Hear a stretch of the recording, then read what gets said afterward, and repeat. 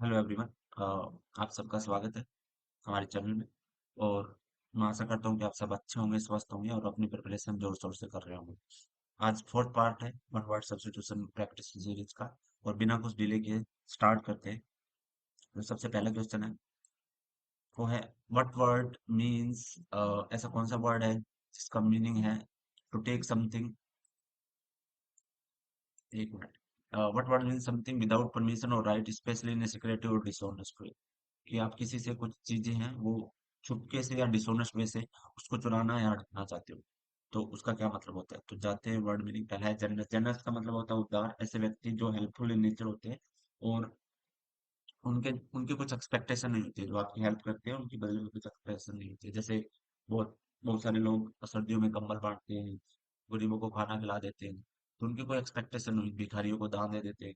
तो ये सब एग्जाम्पल है जनरस नेचर की। आप किसी को सीट ऑफर कर देते हो, ट्रैवल कर रहे हो तो आप आपसे गुजर गए, आपसे बड़े उनको, तो ये सब जनरसिटी के एग्जाम्पल है। नेक्स्ट है कोविटियस। कोविटियस, हाँ कोविटियस इसका आंसर हो जाएगा। ऐसे व्यक्ति होते हैं, लालची व्यक्ति होते हैं जो चीजों को डिसोनेस्ट मीन से या सिक्रेटिव तरीके से हड़पना चाहते हैं। आपने पुराने जमानों की फिल्में देखी होंगी। वहां जो सौतेले माता पिता है वो लड़की लड़के की प्रॉपर्टी को हड़पना चाहती है। कैसे भी डिसोनेस्ट वे से, या तो उनसे प्रॉपर्टी पे साइन करवाती है कैसे भी। तो वो सब एग्जांपल है कोविटियस की। मैग्नीमेनियस। मैग्नीमेनियस और जनरस सेम होते हैं, बस थोड़ा सा और डिफरेंस होता है। मैग्नीमेनियस वो कंसीडर किया जाता है वैसे व्यक्ति जो अपने बिहेवियर में उदार होते हैं। मतलब जो किसी को जल्दी से माफ या उनकी गलतियों को अनदेखा कर देते हैं, वो मैग्नीमेनियस माने जाते हैं। वैसे जनरस भी होते हैं, वो दूसरों की हेल्प करते हैं, हेल्पफुल इन नेचर होते हैं। तो इनकी सब एग्जाम्पल मदर टेरेसा थी, वो हेल्पफुल थी काफी। उनको नोबेल प्राइज भी मिला है। वो गरीबों की या जो मदद करती थी उनके लिए। महात्मा गांधी को भी आप मैग्नीमेनियस मान सकते हैं। तो ये सब एग्जांपल है मैग्नीमेनियस और जनरस के। कॉन्ट्रेरियन। कॉन्ट्रेरियन ऐसे होते हैं विरोधी। कॉन्ट्रेरियन का मतलब होता है विरोधी। जो एस्टेब्लिश्ड लॉ सिस्टम या नॉर्म्स रूल्स रेगुलेशन होते हैं ना, उनके अगेंस्ट जाते हैं, उनको आप कॉन्ट्रेरियन बोलोगे। जैसे अरविंद अरविंद केजरीवाल जी और अन्ना हजारे जी, ये करप्शन के अगेंस्ट थे। जो भी देश में करप्शन चल रहा है उनको ये रोल आउट करना चाहते थे, देश से बाहर उसको भगाना चाहते थे, उसी को कम करना चाहते थे। तो ये एग्जाम्पल है कॉन्ट्रेरियन के। एक और एग्जांपल देता हूँ। जैसे पहले सती प्रथा चलती थी, तो अंग्रेजों ने उनका आके विरोध किया कि ये गलत प्रथा है। बाल विवाह, ये भी एक कॉन्ट्रेरियन है। तो इसका जिसने विरोध किया वो कॉन्ट्रेरियन हो गया। Next, what term refer to long term atmospheric condition including temperature, humidity and precipitation in space। एक पर्टिकुलर जगह में लॉन्ग टर्म तक जो टेम्परेचर में, ह्यूमिडिटी में, जो उनके वातावरण में जो चेंजेस होते रहते हैं ना, ये जो एक चेंजेस होते रहते हैं, जो एक वातावरण बना रहता है, उसको आप क्या बोलेंगे। तो सबसे पहला है क्लैमर। क्लैमर का मतलब होता है कोलाहल। और ये जो कोलाहल होता है, कोलाहल मतलब शोरगुल, या जो अपना शोरगुल होता है। ये जो शोरगुल होता है ना, ये मतलब कि डेलिबरेटली जानबूझ के होता है कि यहाँ पे लोग है ना अपनी प्रोटेस्ट या कुछ मांग कर रहे हो, डिमांड कर रहे हो, उसके लिए जो आवाजें उठा रहे होते हैं ना, तो उसको आप क्लेमोर बोलेंगे। जैसे किसी को अपना, किसी ऐसे पर्टिकुलर ऑर्गेनाइजेशन है जिनको उनका मासिक भत्ता बढ़ाना है, किसी को पेंशन लागू करवानी है अपनी, तो वो जो लोग इकट्ठा होकर धरना देते हैं और फिर वो जो आप नारे लगाते हैं, उसको आप क्लेमोर क्लेमोर बोलेंगे। जो शोरगुल होता है उसको क्लेमर बोलेंगे।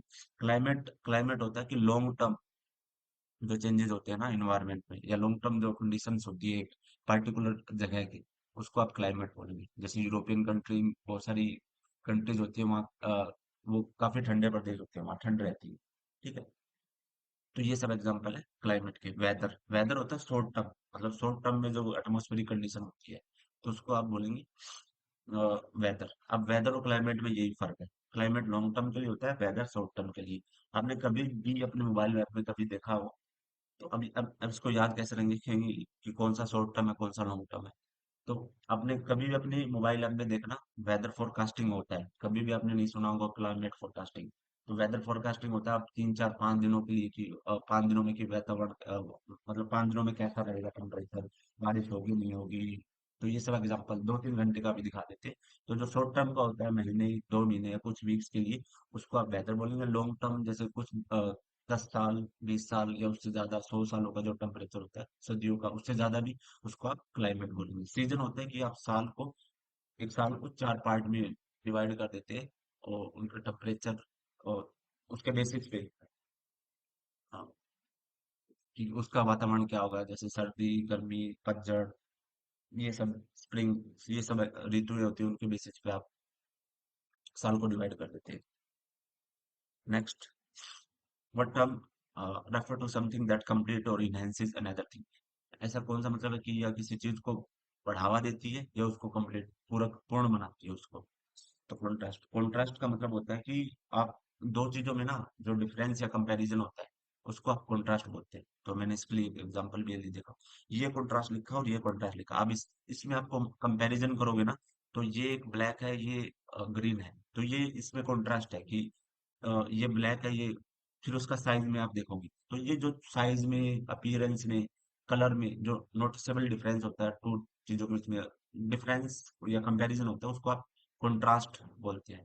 तो ये साइज और इसके बीच में जो कंट्रास्ट हुआ, तो इस वर्ड में और इस वर्ड में जो कंट्रास्ट है वो आप समझ पा रहे होंगे कि साइज में कंट्रास्ट है, शेप में कंट्रास्ट नहीं है, कलर कलर में कंट्रास्ट है। तो ये होता है कंट्रास्ट का मीनिंग।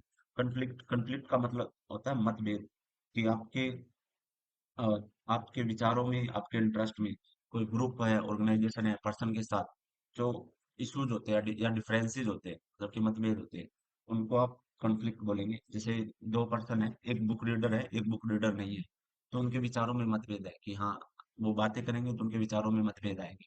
एक एक पर्सन क्रिकेट खेलता है, एक स्पोर्ट्स खेलता है, तो एक फुटबॉल खेलता है, तो उनके जो इंटरेस्ट है उनमें मतभेद है कि हाँ, उन दोनों के इंटरेस्ट एक नहीं है। तो ये एग्जांपल है कॉन्फ्लिक्ट के। कॉम्प्लीमेंट, कॉम्प्लीमेंट का मतलब होता है पूरक या पूर्ण बनाना। तो यहाँ इसका एग्जांपल होता है, ऐसे कौन सी चीज है जो पूर्ण बनाती है या उसको एड ऑन करती है, तो उसको आप बोलेंगे कॉम्प्लीमेंट। जैसे किसके पास टैलेंट है और उसने ना डेडिकेशन करके अचीवमेंट या सक्सेस हालत करती है, तो जो उसका डेडिकेशन है वो कॉम्प्लीमेंट की तरह काम करेगा। अकेला टैलेंट होने से कुछ फायदा नहीं है, उसने उस पर मेहनत करके डेडिकेशन दिखा के अपने आप को सक्सेस बना लिया। जैसे आप, दूसरा एग्जांपल है कि आप जो रूम की ओवरऑल डिजाइन है ना, उसमें आपने फर्नीचर ऐड कर दिया, जो जो फर्नीचर ने उसको जो शेप दिया और जो रूम को खिला दिया, तो वो कॉम्प्लीमेंट होगा कि उसने उसकी क्वालिटी बढ़ा दी। अब रूम के अपीयरेंस की क्वालिटी बढ़ाती, तो ये कॉम्प्लीमेंट होगा। ये कॉम्प्लीमेंट और ये कॉम्प्लीमेंट, इन दोनों की स्पेलिंग में थोड़ा ध्यान रखना। और कंप्लीट का मतलब आपको पता हो तो पूर्ण, मतलब कि पूर्ण हो जाना किसी चीज का कंप्लीट, तो इसकी स्पेलिंग वहां से याद रख लेना कि आई आएगा या ई आएगा। कंप्लीट में ई आता है तो इसमें कॉम्प्लीमेंट में ई आएगा। कॉम्प्लीमेंट होता है आप किसी की मतलब तारीफ करते हो, प्रेज करते हो, तो उसको आप कॉम्प्लीमेंट करते हो। जैसे आपका कोई दोस्त है, किस दिन आप अच्छा लगे तो आप उसको कॉम्प्लीमेंट देते हो कि आप बहुत अच्छे लग रहे हो। या किसी आपका देश आपका मेनली तो तारीफ करना ही होता है कॉम्प्लीमेंट का, आपकी आप उसकी सराहना करते हो, उसकी अच्छे काम के, तो ये कॉम्प्लीमेंट होगा। Next, what is a musical ringing sound का, जो म्यूजिकल रिंगिंग साउंड, जो क्या बोलते हैं, जो रिंग होती है, जो घंटियां बजती है ना, उसके बाद जो साउंड आती है ना म्यूजिकल, तो उनको क्या बोलते हैं? साइफर। साइफर का मतलब होता है आप कोई इंफॉर्मेशन, पीस ऑफ इंफॉर्मेशन है, उसको कोड कर देते हो, तो उसको आप बोलेंगे साइफर। जैसे आपने फिल्मों में देखा ना, टेररिस्ट ग्रुप इंफॉर्मेशन को इंफॉर्मेशन, अगर जो फोन पे बातें कर रहे होते हैं, अगर वो डायरेक्टली कहेंगे कि, टेक एन एग्जांपल, एक टेररिस्ट ग्रुप इंडिया पे अटैक करना चाहते हैं, वो डायरेक्टली कहे कि इंडिया पे अटैक हम 15 अगस्त को करेंगे, तो जो हमारी रो एजेंसी है उनको वो उनको पकड़ लेंगी और उनको डिकोड कर लेंगे, क्योंकि वो भी बैकग्राउंड पे कहीं ना कहीं काम करती है, उनका तरीके हैं। लेकिन वो यही इंफॉर्मेशन को डिकोड करना, साइफर करना चाहते हैं, इनकोड करना चाहते हैं, नॉट डिकोड। तो वो, मतलब आपने फिल्मों में देखा होगा कि बारात कब आएगी, तो उनका मतलब है कि बारात का मतलब कि अटैक कम करेंगे भारत पे, बारात कब आएगी दरवाजे पे, मतलब भारत पे अटैक, तो वो बोलेंगे कि बारात 15 अगस्त को 10 लोगों के साथ आएगी, तो 10 टेररिस्ट लोग हैं वो आएंगे और भारत में अटैक करेंगे। तो ये एग्जांपल है इंफॉर्मेशन को साइफर करना, कि उसको कोड कर देते हैं, कोई अलग लैंग्वेज में लिख देते हैं ताकि उसको समझना आसान ना हो। चाइम, चाइम होता है रिंगिंग साउंड, जो घंटियां बजती है ना, उनकी जो आवाज आती है उनको आप चाइम बोलेंगे। क्रॉनिकल होता है एक ऐसा पीस ऑफ राइटिंग या एक ऐसी मैगजीन या बुक, जो चीजों को या जो एक्शंस होते हैं ना उनको टाइमली मैनर में, जिस टाइम से हुई है उनके अकॉर्डिंग घटना चक्र, मतलब कि जो जो जिस टाइम से हुए उनको पब्लिश करती है। तो एक ऐसी बुक कोई निकाले जिसमें हमारे देश के जितने भी प्रधानमंत्री हुए, उन्होंने क्या क्या काम किए और वो कब प्रधानमंत्री बने, उनकी एक लिस्ट निकाले। और शुरुआत से तो उसको आप क्रोनोकाइल लिस्ट बोल सकते हैं कि हाँ इन्होंने टाइम टाइम वाइज वो लिस्ट निकाली है। कन्फर होता है आप किसी टॉपिक पे पहुंचने के लिए या किसी निर्णय पे पहुंचने के लिए आपस में विचार विमर्श करते हो, तो उसको आप कन्फर बोलेंगे। तो टेक एन एग्जाम्पल, आपको घर में किसी सत्यनारायण की कथा करानी है या कोई और कथा करानी है, तो आप पंडित जी से परामर्श लेते हो कि हमें किस दिन कथा करानी चाहिए। या आप बच्चे का नामकरण लेते हो तो पंडित जी आपको परामर्श देते हैं कि आप ए से बी से इस नाम से बच्चे का नामकरण कर सकते हो। तो वो आप जो डिस्कशन करते हो ना उसको कन्फर कर उनको कन्फर्म कर सकते हैं। दूसरा कन्फर का मतलब होता है प्रदान करना, चीजों को प्रदान करना। तो जो आप जब ग्रेजुएट होते हैं ना तो यूनिवर्सिटी आपको ना डिग्री जो प्रोवाइड करती है, तो उसको आप कन्फर्म बोल सकते हैं। University will confirm degree to whoever is graduating। तो ये एग्जांपल हो गया कन्फर्म का। इसका आंसर हो जाएगा चाइन। Next, what word describe a sudden violent and illegal seizure of power from a government. कि सडन मतलब अचानक, वायलेंट मतलब कि बहुत उग्र तरीके से, और इलीगल मतलब कि हाँ लीगल नहीं है, अवैधिक तरीके से जो हड़प लेना है, जो पावर में जो लोग है उसको हटा, पावर में जो गवर्नमेंट है या जो लोग है उसको हटा देते हैं, उसको क्या बोलेंगे। तो हिंदी में इसका वर्ड मतलब होता है तख्ता पलट, आप तख्ता पलट कर देते हो। तो ये मेनली ना इंडिया जैसे देशों में नहीं होता क्योंकि यहाँ डेमोक्रेसी है। जैसे आप पाकिस्तान जाओगे वहाँ मतलब 2-3 बार तख्ता पलट हो चुकी है। 1999 में परवेज मुशर्रफ ने की थी। तो वहाँ क्या होता है, आर्मी मिलके आ, जो स्टेब्लिश्ड गवर्नमेंट होती है उनको लगता है कि ये अच्छे से काम नहीं कर रही है, तो उस सरकार को उखाड़ फेंकते हैं। रिसेंटली अभी श्रीलंका में हुआ था, वहां पे आर्मी का शासन हो गया था। तो ये सब एग्जाम्पल है जहाँ पे सरकार को, जो एग्जिस्टिंग सरकार है उनको फोर्सफुली हटा दिया जाता है आर्मी के साथ मिलके या कोई और जो पॉलिटिकल ग्रुप है उसके साथ मिलके। तो उसको आप बोलेंगे को। कोप होता है पुलिस पर्सनल, जो पुलिस के जो लोग होते हैं ना, जो इंडिविजुअल होते हैं, उसको आप कोप बोल सकते हो। हम यहाँ बोलते हैं पुलिस। विदेशों में या यूरोपियन कंट्री में इनको कोप बोला जाता है। डी थ्रोन होता है कि आपकी जो आपका जहाँ कोई साम्राज्य कर रहा है, जैसे ये पुराने जमाने में होता था कि कोई राजा था, उसको हटा के कोई और नया राजा बन जाता है, उसको जीत लेता है, तो उसको आप डिथ्रोन बोलते हो। या कोई जैसे अभी अभी अविश्वास, नॉन कॉन्फिडेंस मोशन पास हुआ था अभी, तो उसमें बीजेपी जीत गई, लगा लो कि बीजेपी हार जाती, तो कांग्रेस नरेंद्र मोदी जी को उनके पद से हटा देती, उनको डिथ्रोन कर देते। तो ये एग्जाम्पल है डिथ्रोन का। डेमोक्रेसी, डेमोक्रेसी मतलब कि हाँ प्रजातंत्र, जहाँ जो राजा जो जो सरकार होती है वो लोगों के द्वारा चुनी जाती है। तो इंडिया इसका बेस्ट एग्जाम्पल है, लोगों के द्वारा चुनी हुई सरकार को डेमोक्रेसी कहते हैं। Next, which word is mostly closely related to the term cosmopolitan। Cosmopolitan का मतलब होता है कि एक ऐसा व्यक्ति, अ, ये एक ऐसा शहर या सिटी जिसमें ना डिफरेंट कल्चर के लोग रहते हो, उनको डिफरेंट कल्चर की एक्सपीरियंस हो, तो डाइवर्सिफिकेशन हो उसमें, तो उसको आप कॉस्मोपॉलिटन बोलते हैं। तो जो जो न्यूयॉर्क सिटी है उसमें बहुत ज्यादा डाइवर्सिफिकेशन है। वहाँ India, European, Asian, American, African सब टाइप के लोग वहाँ आपको मिल जाएंगे। तो वो एक कॉस्मोपॉलिटन सिटी है। आप किसी रेस्टोरेंट में खाने जाते हो, वहाँ आपको डिफरेंट टाइप के cuisine मिल सकते हैं, जैसे continental Indian, north Indian, south Indian, Chinese. तो ये जो मेन्यू आपको जो शो कर रहा है ना वो रेस्टोरेंट, वो कॉस्मोपॉलिटन मेन्यू है। उसमें आप डाइवर्सिफिकेशन देख सकते हो, क्या उस मेन्यू में आपको बहुत बहुत बहुत डिफरेंट आइटम खाने को मिल सकते हैं जो डिफरेंट नेशन से, डिफरेंट रीजन से बिलोंग करते हैं। तो कॉस्मोपॉलिटन, कॉस्मोपॉलिटन इन सेंस आप कह सकते हो कि ऐसा व्यक्ति, ऐसा मेन्यू या ऐसा शहर जिसमें डिफरेंट कल्चर का आपको एक्सपीरियंस होता है। ऐसा व्यक्ति जो बहुत सारे देशों में घुमा हो तो आप उसको कॉस्मोपॉलिटन भी कह सकते हैं। तो इसका कॉस्मोपॉलिटन का मतलब इन सेंस हो जाएगा डाइवर्सिफिकेशन। होमोजीनियस, होमोजीनियस जिसमें कोई चेंजेस ना हो और उसमें एक ही तरह के सब्सटेंसेस से बन के जो बना वो होमोजीनियस उसको बोलेंगे। जैसे सोने का आपने कोई आर्टिकल बनाया, उसमें आपने कोई एक्स्ट्रा मटेरियल ऐड नहीं किया, तो वो एक होमोजेनियस आर्टिकल बन गया। कॉन्फॉर्मिस्ट होता है, कॉन्फॉर्मिस्ट होता है जो पालन करता है, जो स्टेब्लिश्ड रूल है, रेगुलेशन है या नॉर्म्स है उनको पालन करता है, तो उनको आप कॉन्फॉर्मिस्ट बोलते हो। जैसे आप ट्रैफिक लाइट पे खड़े हो और आप ट्रैफिक रूल्स को वायलेशन नहीं करते हो, आप कन्फर्मिस्ट हो, ट्रैफिक रूल्स को कन्फर्म कर रहे हो, उनकी पालना कर रहे हो, ठीक है, अनुपालन करते हैं। लिमिटेड होता है कि आपको जो राइट, आपको जो टास्क, आपको जो काम दिया गया है वो लिमिटेड हो जाता है, आपको राइट्स, आपको अधिकार दिए गए हैं उस समय वो लिमिटेड हो जाते हैं। टेक एन एग्जांपल कि आप एसएससी में एग्जाम के लिए प्रिपेयर करते हैं या बैठते हैं, तो ऐसा नहीं है कि जो आपको टाइम दिया गया है वो आप जितना चाहो उतना टाइम लेकर उन क्वेश्चन को सोल्व कर, आपको एक लिमिटेड टाइम दिया है कि आपको 2 घंटे में ही आपको जो करना है वो आप उसके बेसिस पे ही आपका मूल्यांकन होगा। ऐसा नहीं है कि आपको अनलिमिटेड टाइम दिए। तो ये होता है, आपको लिमिट कर देता है, आपकी कैपेबिलिटीज को या आपकी जो रिसोर्सेज होते हैं उनको लिमिट कर देता है। जब आर्टिकल 144 इम्पोज होता है, जो धारा 144 जब लगती है, तब जो आपके राइट्स होते हैं उनको कर्टेल, उनको कम कर दिया जाता है, उनको लिमिट कर दिया जाता है कि हाँ आप इकट्ठा नहीं हो सकते, बहुत सारी चीजें हो रहा है, तो आप सरकार उसके लिए उत्तरदायी नहीं होती अगर आप कुछ गलत करते हो तो ये सब एग्जाम्पल होते हैं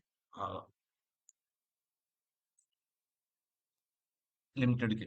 नेक्स्ट, क्लेरवॉन्ट। क्लेरवॉन्ट वैसे आप बोलेंगे तो ऐसा व्यक्ति, पर्सन होता है ना जो चीजों को सेंस कर सकता है, उसकी जो पावर होती है ना सेंस करने के लिए, वो जो कॉमन मैन, जो नॉर्मल मैन होता है ना उससे ज्यादा होती है। वो मतलब पास्ट की चीजें भी देख सकता है, प्रेजेंट की भी फ्यूचर की भी देख सकता है। मेनली जो ऋषि महर्षि होते हैं ना उनके पास ऐसी पावर होती है, जो सेंस कर सकते हैं, जो इंट्यूशंस होती है उनके बेसिस पे अंदाजा लगा सकते हैं कि किसी के पास्ट प्रेजेंट फ्यूचर में क्या होगा। तो ये एक क्लेरियंट व्यक्ति होता है, ठीक है। तो इसका आंसर होगा सियर। सियर को आप महर्षि ऐसे व्यक्ति बोलते हैं। जैसे अभी रिसेंटली इंडिया में बोले तो जो बाबा बागेश्वर धाम के जो संत हैं, उनको आप कह सकते हैं कि मैं नहीं मानता कि वो ऐसे हैं, लेकिन जो बिलीव करते हैं उनपे, वो लोग मानते हैं कि वो एक महर्षि है, उनको आगे पीछे फ्यूचर पास्ट का पता लगता है, उनके पास देवीय पावर है, शक्तियां हैं, और उनके पास सेंसेज है ऐसे जिससे वो चीजों को परख पाते हैं। तो वो एक क्लेरवॉन्ट का एग्जाम्पल है। हिस्टोरियन ऐसे व्यक्ति होती है जो हिस्ट्री की चीजों को रिकॉर्ड करते हैं, हिस्ट्री चीजों को हम पढ़ते हैं, समझते हैं, वो होते हैं हिस्टोरियन। बायोलॉजिस्ट जो बायो के रिलेटेड जो एक्टिविटीज होती है, जो ह्यूमंस होते हैं या जो एनिमल्स होते हैं उनको स्टडी करते हैं या पढ़ते हैं। मैकेनिक, मैकेनिक वो होते हैं जो आपकी गाड़ियों, बाइक्स, उनको ठीक करते हैं, तो वो होते हैं मैकेनिक।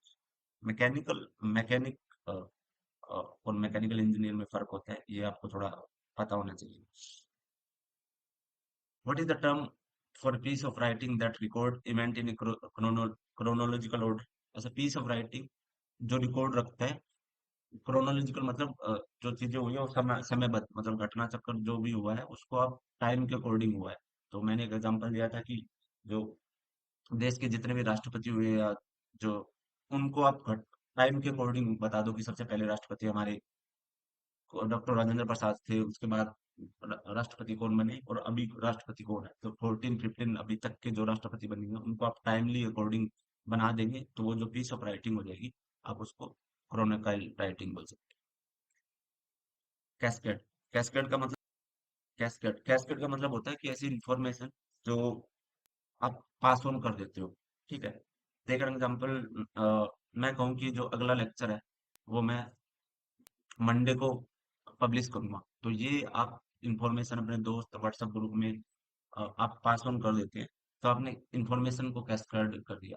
ये मेनली ना ऑफिसेज में यूज होता है, कैस्केड इंफॉर्मेशन को आप जब पास ऑन कर देते हो, आपके पास जो इंफॉर्मेशन होती है उनको पास ऑन कर देते हो, तो उसको कैस्केडिंग बोलते हैं। Next, data.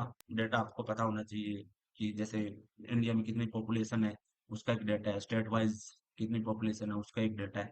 तो इन्फॉर्मेशन होती है जो न्यूमेरिकल फॉर्म में होती है, उसको आप डेटा बोलते हैं। कन्फिस्केट होता है, आप चीजों को लीगली रूप से, लीगल मतलब संवैधानिक रूप से उनको जब्त कर लेते हैं, अगर आप कुछ गलत कर रहे हो या सरकार ने कुछ मापदंड बना रखे हो कि आप ये चीजें नहीं कर सकते, उनके बेसिस पे।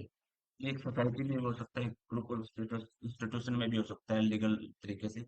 टेक एन एग्जांपल, आप स्कूल में, बच्चे स्कूल में मोबाइल लेके जा रहे हैं, तो स्कूल अथॉरिटी, प्रिंसिपल या स्कूल अथॉरिटी उनके मोबाइल जब्त कर सकती है, तो स्कूल में मोबाइल ले जाना अलाउड नहीं है। दूसरा, आप पास एयरपोर्ट से जा रहे हो और आप वहां से सोना लेके आ रहे हो, जो जो लीगल अमाउंट है, जितने भी लीगल अमाउंट है उससे ज्यादा जो सोना लेके आ रहे हो, तो उनको पासपोर्ट अथॉरिटी कॉन्फिस्केट कर सकती है, जब्त कर सकती है।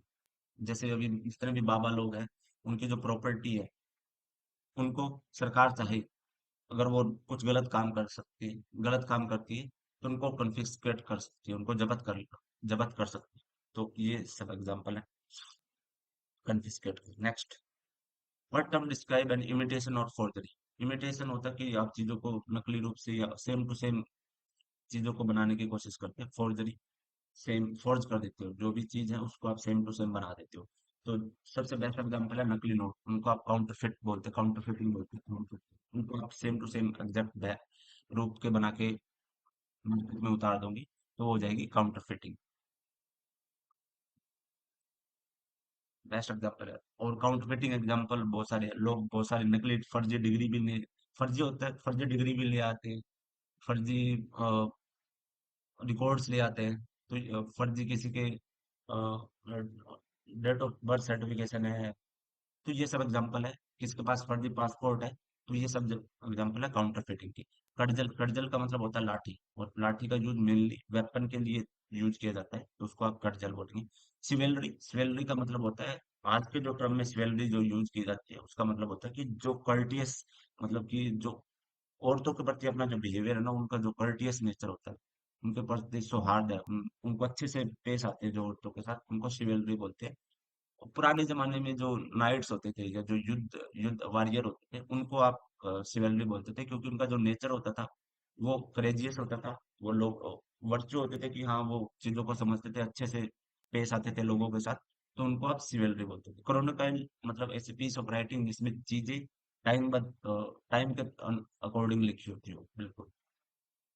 तो क्रोनिकल, तो इसका आंसर हो जाएगा counterfeit. Next, what words mean to plan or plot secretly and often unlawfully? आप किसी के बाद या किसी को प्लॉट कर रहे हैं, किसी को मारने की या साजिश बना रहे हैं अनलॉफुली, सीक्रेटली, गुप्त तरीके से, तो उसको आप क्या बोलेंगे? कॉन्ट्राइव का मतलब होता है आप युक्ति बनाते हैं, कोई प्लान या योजना बनाते हैं, जुगाड़ लगाते हैं, तो उसको आप कॉन्ट्राइव बोलेंगे। नेक्स्ट है कंसीड। कंसीड का मतलब होता है कि आप है ना चीजों को पहले मना कर चुके थे, इनकार कर चुके थे, फिर उसको मान जाते हैं, तो उसको आप कंसीड बोलते हैं। ठीक है, एग्जाम्पल, एक चोर ने चोरी की और उससे पूछा जाता है कि आपने चोरी की नहीं, वो बोलता है कि मैंने चोरी नहीं की। बाद में उसको वीडियो फुटेज दिखाया जाता है या प्रूफ दिखाए जाते हैं कि हाँ, आप देखो आपने चोरी की थी, तो वो उसके बाद एग्रीड कर जाता है, तो उस सिनेरियो को आप कंसीड बोलते हो। तो ये चोर से रिलेटेड नहीं है, आप बहुत सारे एग्जाम्पल होते हैं जहाँ आप पहले मना करते हो, बाद में एग्रीड कर जाते हो, तो उसको आप कंसीड बोलेंगे कि आप। नेक्स्ट है कंस्पायर। कंस्पायर इसका आंसर हो जाएगा। कंस्पायर को होता है साजिश करना, किसी चीज को अनलॉफुली और सीक्रेटली तरीके से पाने के लिए जो मेथड या तरीके बनाए जाते हैं, उसको आप कंस्पायर बोलते हैं, साजिश। एस्पायर, एस्पायर होता है कि आपकी आकांक्षा है कुछ चीजों को प्राप्त करने के लिए। एस्पायरेंट, तो आप एक एसएससी एस्पायरेंट हो, आप चाहते हो कि हम एसएससी में सिलेक्ट हो जाए, आपकी आकांक्षा है, आप आशा करते हैं, तो ये एस्पायरेंट होते हैं। एस्पायर, जीवन में किसी को कुछ बनने की कुछ चाह होती है, उसको आप एस्पायर बोलते हैं, इच्छा। Next, what word describe a situation where people or thing are group together based on share quality? ऐसा कौन सा वर्ड है जो डिस्क्राइब करता है जहाँ पीपल और जो थिंग है उनको आप शेयर क्वालिटी के बेसिस पे पार्ट ग्रुप कर देते हैं? तो दुनिया में बहुत सारी चीजें हैं, आप उनको कैसे कैटेगराइज करते हैं? बहुत सारे आइटम है, बहुत सारी चीजें हैं, तो स्टेशनरी आइटम है, उसमें क्या क्या आएंगे? Books, pencil, sharpener, map, ruler, ये सब स्टेशनरी आइटम हो गए। Electronic item, mobile phone, gadgets, mouse, keyboard, laptop, ये सब स्टेशनरी आइटम हो जाएंगे। फल, सब्जियां, इनको आप कैटेगराइज कर देते हो। मूवीज होती है, उनको भी आप कैटेगराइज कर देते हो, hero, action movies, comedy movies, ठीक है, तो thriller movies, horror horror movies, तो ये सब आप चीजों को कैटेगराइज कर रहे हो, तो उनको आप बोलते हैं, उनको आप कैटेगराइज बोले, आप ग्रुप कर देते हैं चीजों को। जब ह्यूमन है उनमें भी आपने कैटेगराइज कर दिया है, लड़के, लड़कियां, ठीक है, बच्चे, अडल्ट, बूढ़े, तो आपने उनको कैटेगराइज कर दिया एक ग्रुप में, उनकी उनकी शेयर क्वालिटीज के बेसिस पे। जैसे बच्चे हैं, उनको आपने कहा कि जो 5 साल से छोटे हैं उनको आप बच्चे कंसिडर कर रहे हो, ठीक है। आप जो यंग होते हैं या जो जवान होते हैं उनको आप 15 से 40 साल तक को कंसिडर कर रहे हो। ठीक है, जो बूढ़े होंगे आप बोल रहे हो कि जो 60 साल से ऊपर है उनको आप बूढ़े मान रहे हो, तो उन्होंने आपने उनको एज के बेसिस पे ग्रुप कर दिया। उनकी शेयर क्वालिटी दी है कि उनकी एज उनकी शेयर क्वालिटी। कलेक्शन होता है कि आप चीजों को इंफॉर्मेशन को इकट्ठा कर रहे हो, तो उनको आप कलेक्शन कह सकते हैं। जो टेक एन एग्जांपल है कि आप अच्छे बुक रीडर हो, तो आप एक मतलब सेम काइंड की मतलब उनकी जो इंफॉर्मेशन होती है ना, आप उनको कलेक्ट करते हो, इकट्ठा करते हो। तो कोई बुक रीडर है तो वो बुक्स इकट्ठा कर लेगा। कोई न्यूमिस्मेटिक है, मतलब जो कोई नहीं इकट्ठा करने की आदत है, रुपए इकट्ठे करने की आदत है, वो डिफरेंट टाइप के कंट्रीज के रुपीज, पुराने नोट्स, सिक्के उनको इकट्ठे कर लेगा, तो वो होता है कलेक्शन। एक ही टाइप की इंफॉर्मेशन या आइटम को इकट्ठा करना। कॉन्ट्राइव मतलब होता है युक्ति जुगाड़ लगाना, या योजना बनाना किसी ऐसे काम को जिसको करने में बहुत दिक्कत हो रही है, और आप उसको जुगाड़ लगा के अपना दिमाग लगा के उसको बहुत आसानी से कर रहे हैं। कॉग्निजेंट होता है एक ऐसा व्यक्ति जिसको एक पर्टिकुलर टॉपिक, एक विषय पे पूरी जानकारी हो, तो उसको आप कॉग्निजेंट बोलेंगे।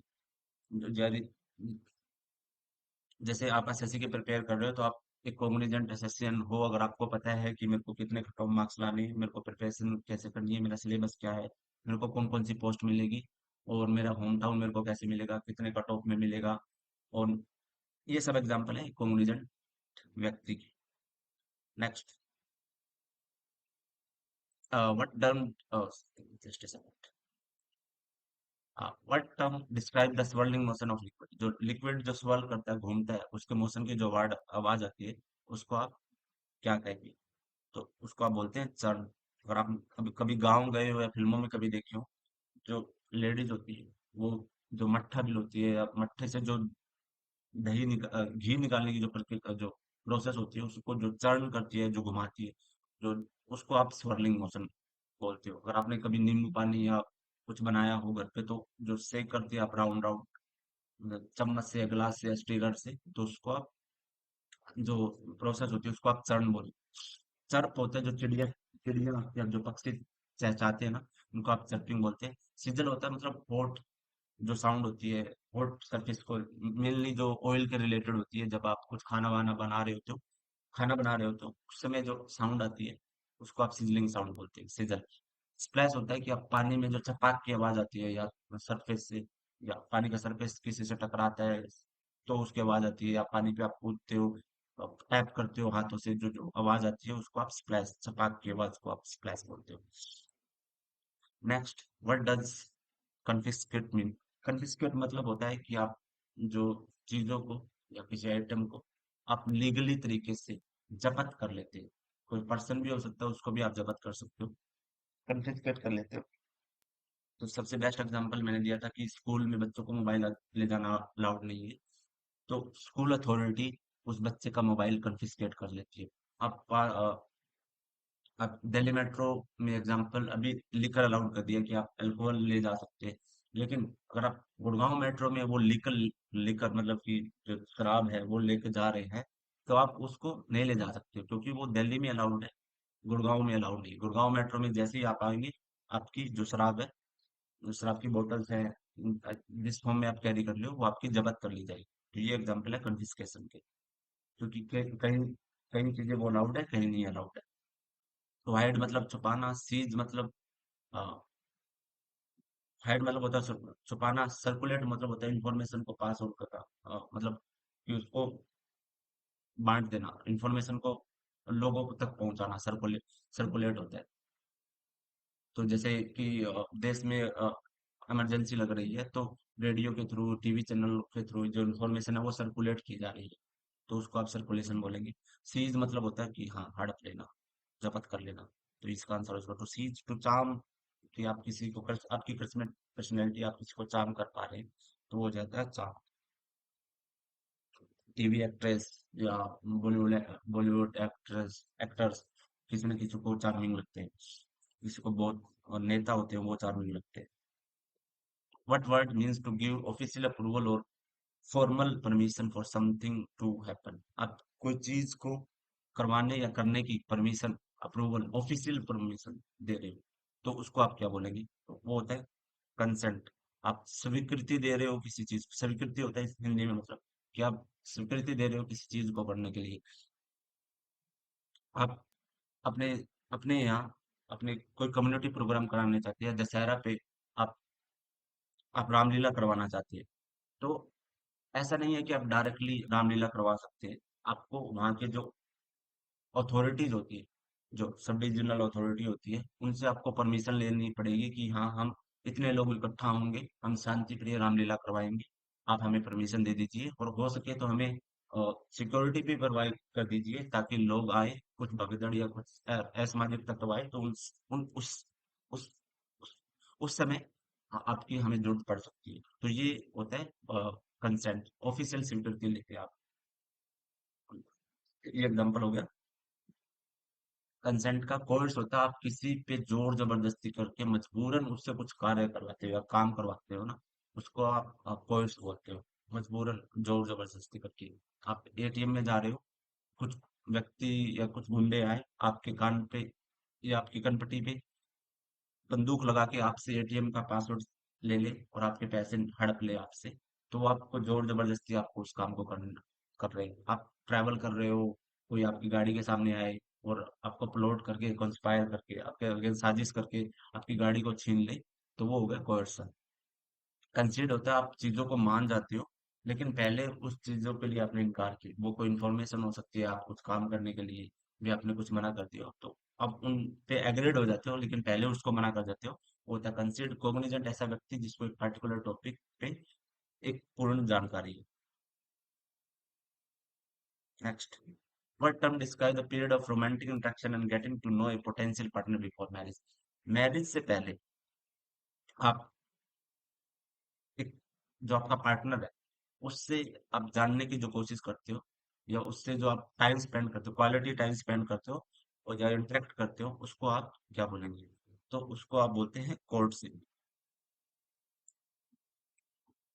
मैरिज, विवाह मतलब आप शादी के बंधन में बन जाते हो। एंगेजमेंट हर जगह हर वर्ड यूज होते हैं। मेनली आप इसको बोलते हैं कि रोका कर देना होता है, कि आप सोशली आप माने जाते हो कि आप इसके बाद विवाह बंधन में बन जाएंगे, तो इंगेज वो हो जाता है एंगेजमेंट। फ्रेंडशिप, दोस्ती, तो ये मान लो कि सबसे बेस्ट एग्जांपल ये है कि आपकी एंगेजमेंट हो गई पर्टिकुलर डे। एंगेजमेंट और शादी के बीच में आपको जो जानने का समय मिल रहा है ना, आप उसको कोर्टशिप बोल सकते हो। ऐसा बहुत सारे लोग हैं जो एंगेजमेंट नहीं करते, डायरेक्ट शादी करते, तो जहां से वो रिलेशन स्टार्ट करने की कोशिश कर रहे हैं, और शादी से पहले का जो समय होता है, आप उसको कोर्टशिप बोल सकते हो।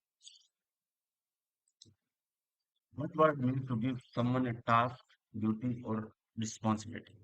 आप किसी को एक टास्क, ड्यूटी या रिस्पॉन्सिबिलिटी दे रहे हैं, तो उसको आप क्या बोलेंगे?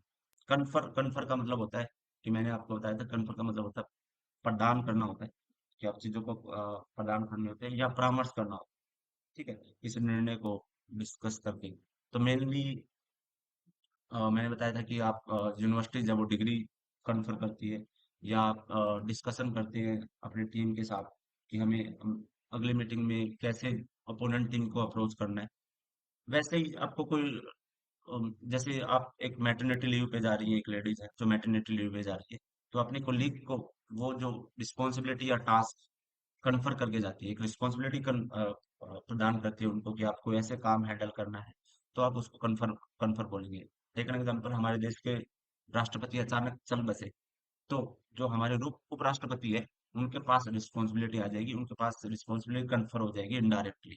तो ये एग्जांपल है कन्फर की। क्या ये मान लो कि हमारे देश के राष्ट्रपति विदेश दौरे पे जा रहे हैं कुछ 15 दिन के लिए, तो वो उनको डिस्कशन करके जाए कि, या उनको कन्फर करके जाए कि आपको देश के राष्ट्रपति का कार्यभार संभालना है, या आपको ये ड्यूटीज रिस्पॉन्सिबल, आप इसके रिस्पॉन्सिबल है, तो उसको आप कन्फर बोलेंगे।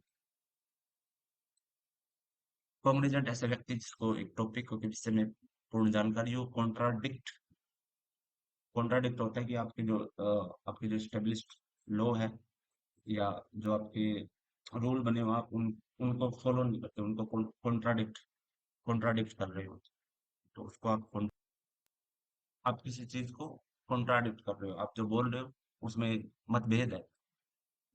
जैसे मैं बोलूं कि राम ने सीता से शादी की है, पर सीता ने राम से शादी नहीं की है, ऐसा कैसे हो सकता है? इन दोनों विचारों में कॉन्ट्राडिक्शन है, या तो शादी की है या नहीं की है, तो ये कॉन्ट्राडिक्शन हो गई।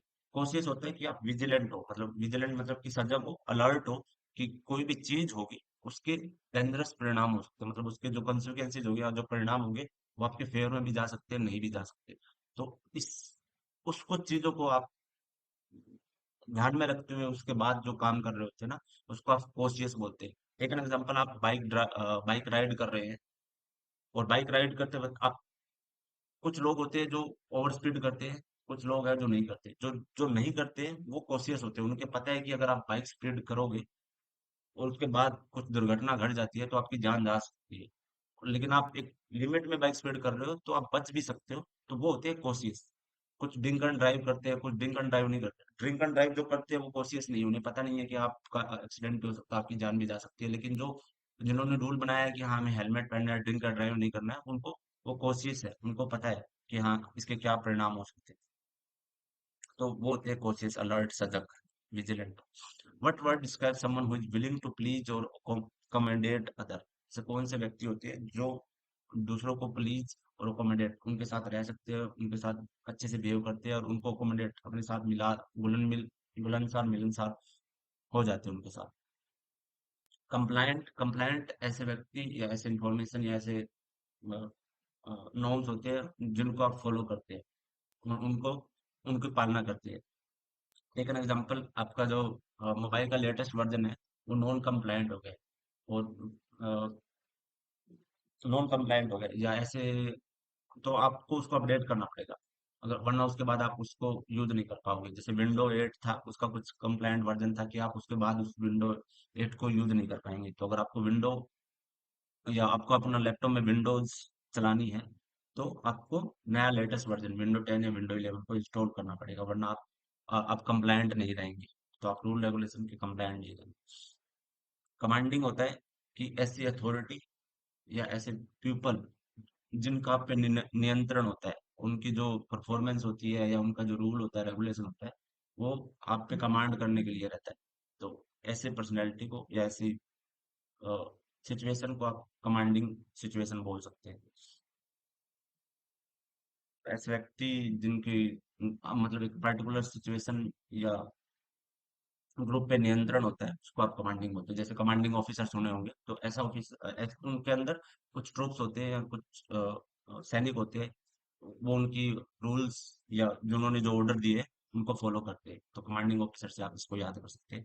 कंपलजेंट ऐसे व्यक्ति होते हैं जो अकोमोडेट कर लेते हैं लोगों को, विलिंग रहते हैं उनको सहायता करने के लिए, प्लीज करने के लिए, तो वो कंपलजेंट होते हैं। जैसे आप ऑफिस में काम कर रहे हो या, तो ऐसे कुछ लोग होते हैं जिनको आप चाहो तो आप उनसे जाके कभी ओपन टू स्पीक होते हो, आप चाहो मत चाहो उनसे जाके बात कर सकते हो। आप किसी रेस्टोरेंट में जाओगे तो आप वेटर वेटर जो होते हैं वो आपको आते ही अच्छे से ट्रीट करते हैं, आपके साथ अच्छे से बिहेव करते हैं, आपको ग्रेट करते हैं, और उसके बाद आपसे पूछते हैं कि सर आप क्या लेना पसंद करेंगे, हमारे होटल में ये सर्विसेज है। तो आपके साथ ना वो अच्छे से घुलना मिलना चाहते हैं, आपको प्लीज करना चाहते हैं, आपको हैप्पी करना चाहते हैं और खुश करना चाहते हैं, और उस चीजों से वाकिफ करना चाहते हैं कि हाँ आप एक अच्छी जगह पे आए हैं और हम आपकी सर्विसेज के लिए तैयार हैं। तो ये होता है कंपल्सन। रेस्टोरेंट में जो वेटर्स होते हैं ना, इसका बेस्ट एग्जांपल है। कॉन्फिडेंस, जिसको आप अपने आप पे खुद पूर्ण विश्वास हो, तो वो हो गया confidence. What term refer to a person with whom a share private matter and secrets। ऐसा व्यक्ति जिसके साथ आप अपने प्राइवेट मैटर और जो सीक्रेट्स होते हैं उनको आप शेयर कर लेते हो। कॉमरेड, कॉमरेड होता है सहभागी। मेनली तो ये जो कॉमरेड टर्म होती है ना, वो एक आइडियोलॉजिकल ग्रुप, जिनकी आइडियोलॉजी होती है उनकी, या पॉलिटिकल ग्रुप होते हैं उनके जो साथी होते हैं ना, उनको आप कॉमरेड बोलेंगे। जैसे बिहार में पहले एक लाल सलाम करके एक आइडियोलॉजी थी, वो चाहती थी कि हाँ जो गरीब लोग हैं वो भी आगे बढ़े, उनको भी जमीनें जायदाद मिले। तो वो उनके जो जितने भी ग्रुप ऑफ मेंबर थे उनको आप कॉमरेड बोल सकते हो, जो सहभागी थे या सहपाठी थे। अब पॉलिटिकल ग्रुप के जो लोग होते हैं उनको आप कॉमरेड बोलते हैं। कंडक्टर मतलब चालक, जो हिंदी में बोलेंगे तो चालक। तो आपने हीट कंडक्टर सुना होगा, इलेक्ट्रिसिटी कंडक्टर सुना होगा, बैड कंडक्टर, ये सब टर्म होते हैं। तो इससे आप समझ सकते हो कि कंडक्टर क्या होते हैं, जिस इलेक्ट्रिसिटी कंडक्टर जिसकी इलेक्ट्रिसिटी पास हो सके। और जैसे मेटल्स होते हैं वो इलेक्ट्रिकल कनेक्टर होते हैं। आप बस में ट्रेवल करते हो तो वहाँ एक कनेक्टर होता है जो आपके टिकट्स काटते हैं। तो ये सब एग्जांपल है कनेक्टर के। कॉन्फिडेंट और कॉन्फिडेंट इन दोनों में फर्क होना चाहिए। तो जो आप जिससे आप चीजें सीक्रेट तरीके से आपके ऐसे कुछ दोस्त होते हैं, फैमिली मेंबर होते हैं, आप उनको अपने प्राइवेट सीक्रेट बता सकते हो उन पे विश्वास करके कि हाँ वो आपके सीक्रेट को किसी को नहीं बताएंगे। तो वो होते हैं कॉन्फिडेंट। और इनमें फर्क, स्पेलिंग का फर्क है, आप देख लेना। कॉन्फिडेंट ऐसे व्यक्ति होते हैं जिनको अपने आप पे पूर्ण विश्वास है कि हाँ किसी टारगेट को अम्प्लिश कर सकते हो। वो डरते नहीं, उनके अंदर एक पूर्ण विश्वास होता है। Next, what word describe a person who is skilled and making repairing things at there and. ऐसे व्यक्ति जो अपने हाथों से स्किल्ड होते हैं काम को करने के लिए, या उनके पास एक स्किल होती है वो उनको बना सकते हैं, तो उनको क्या बोलेंगे? तो वो होते हैं क्राफ्ट्समैन। ऐसे व्यक्ति जो हाथों से कुछ चीजों को बनाने में सफल रहते हैं, या उनके पास एक कला होती है जो हाथों से कुछ चीजों को बनाते हैं। जो पेंटर होते हैं वो हाथों से पेंटिंग पेंटिंग कर सकते हैं। ठीक है, ऐसा बहुत सारे एग्जाम्पल होंगे। चार्टर्ड चार्टर्ड ऐसे व्यक्ति होते हैं जिनके पास कोई स्किल नहीं होती है, फिर भी वो पोर्ट्रे करते हैं कि हाँ हमें ये स्किल आती है। तो जो फर्जी बाबा लोग होते हैं वो कहते हैं कि हमें दैवीय शक्ति है, बट ऐसे उनके पास कुछ होता नहीं है।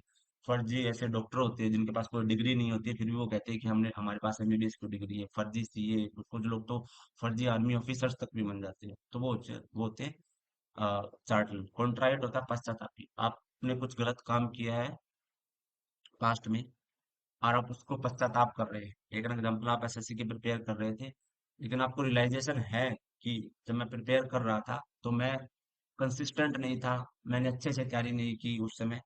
और जब रिजल्ट आया तो आपको पश्चाताप हुआ कि हाँ मुझे अच्छे से तैयारी कर ली होनी चाहिए थी, मेरे को टाइम वेस्ट नहीं करना होता था, करना चाहिए था। तो आप उस समय जो पश्चाताप करो तो वो कॉन्ट्राइट, आप एक पश्चातापी है। कॉग्निजेंट ऐसा व्यक्ति जिसको एक पर्टिकुलर टॉपिक पे अच्छे से जानकारी हो। What term refer to advice or guidance provided often by a professional to help make informed decision? ऐसे कौन से व्यक्ति होते हैं या ऐसे कौन से प्रोफेशनल होते हैं जो आपको ना एक पर्टिकुलर टॉपिक पे एक या परामर्श करते हैं, आपको इन्फॉर्मेशन प्रोवाइड करते हैं कि आपको जीवन में क्या करना चाहिए। ठीक है, तो कंसल्ट कंसल्ट होता है आप विचार विमर्श करते हो।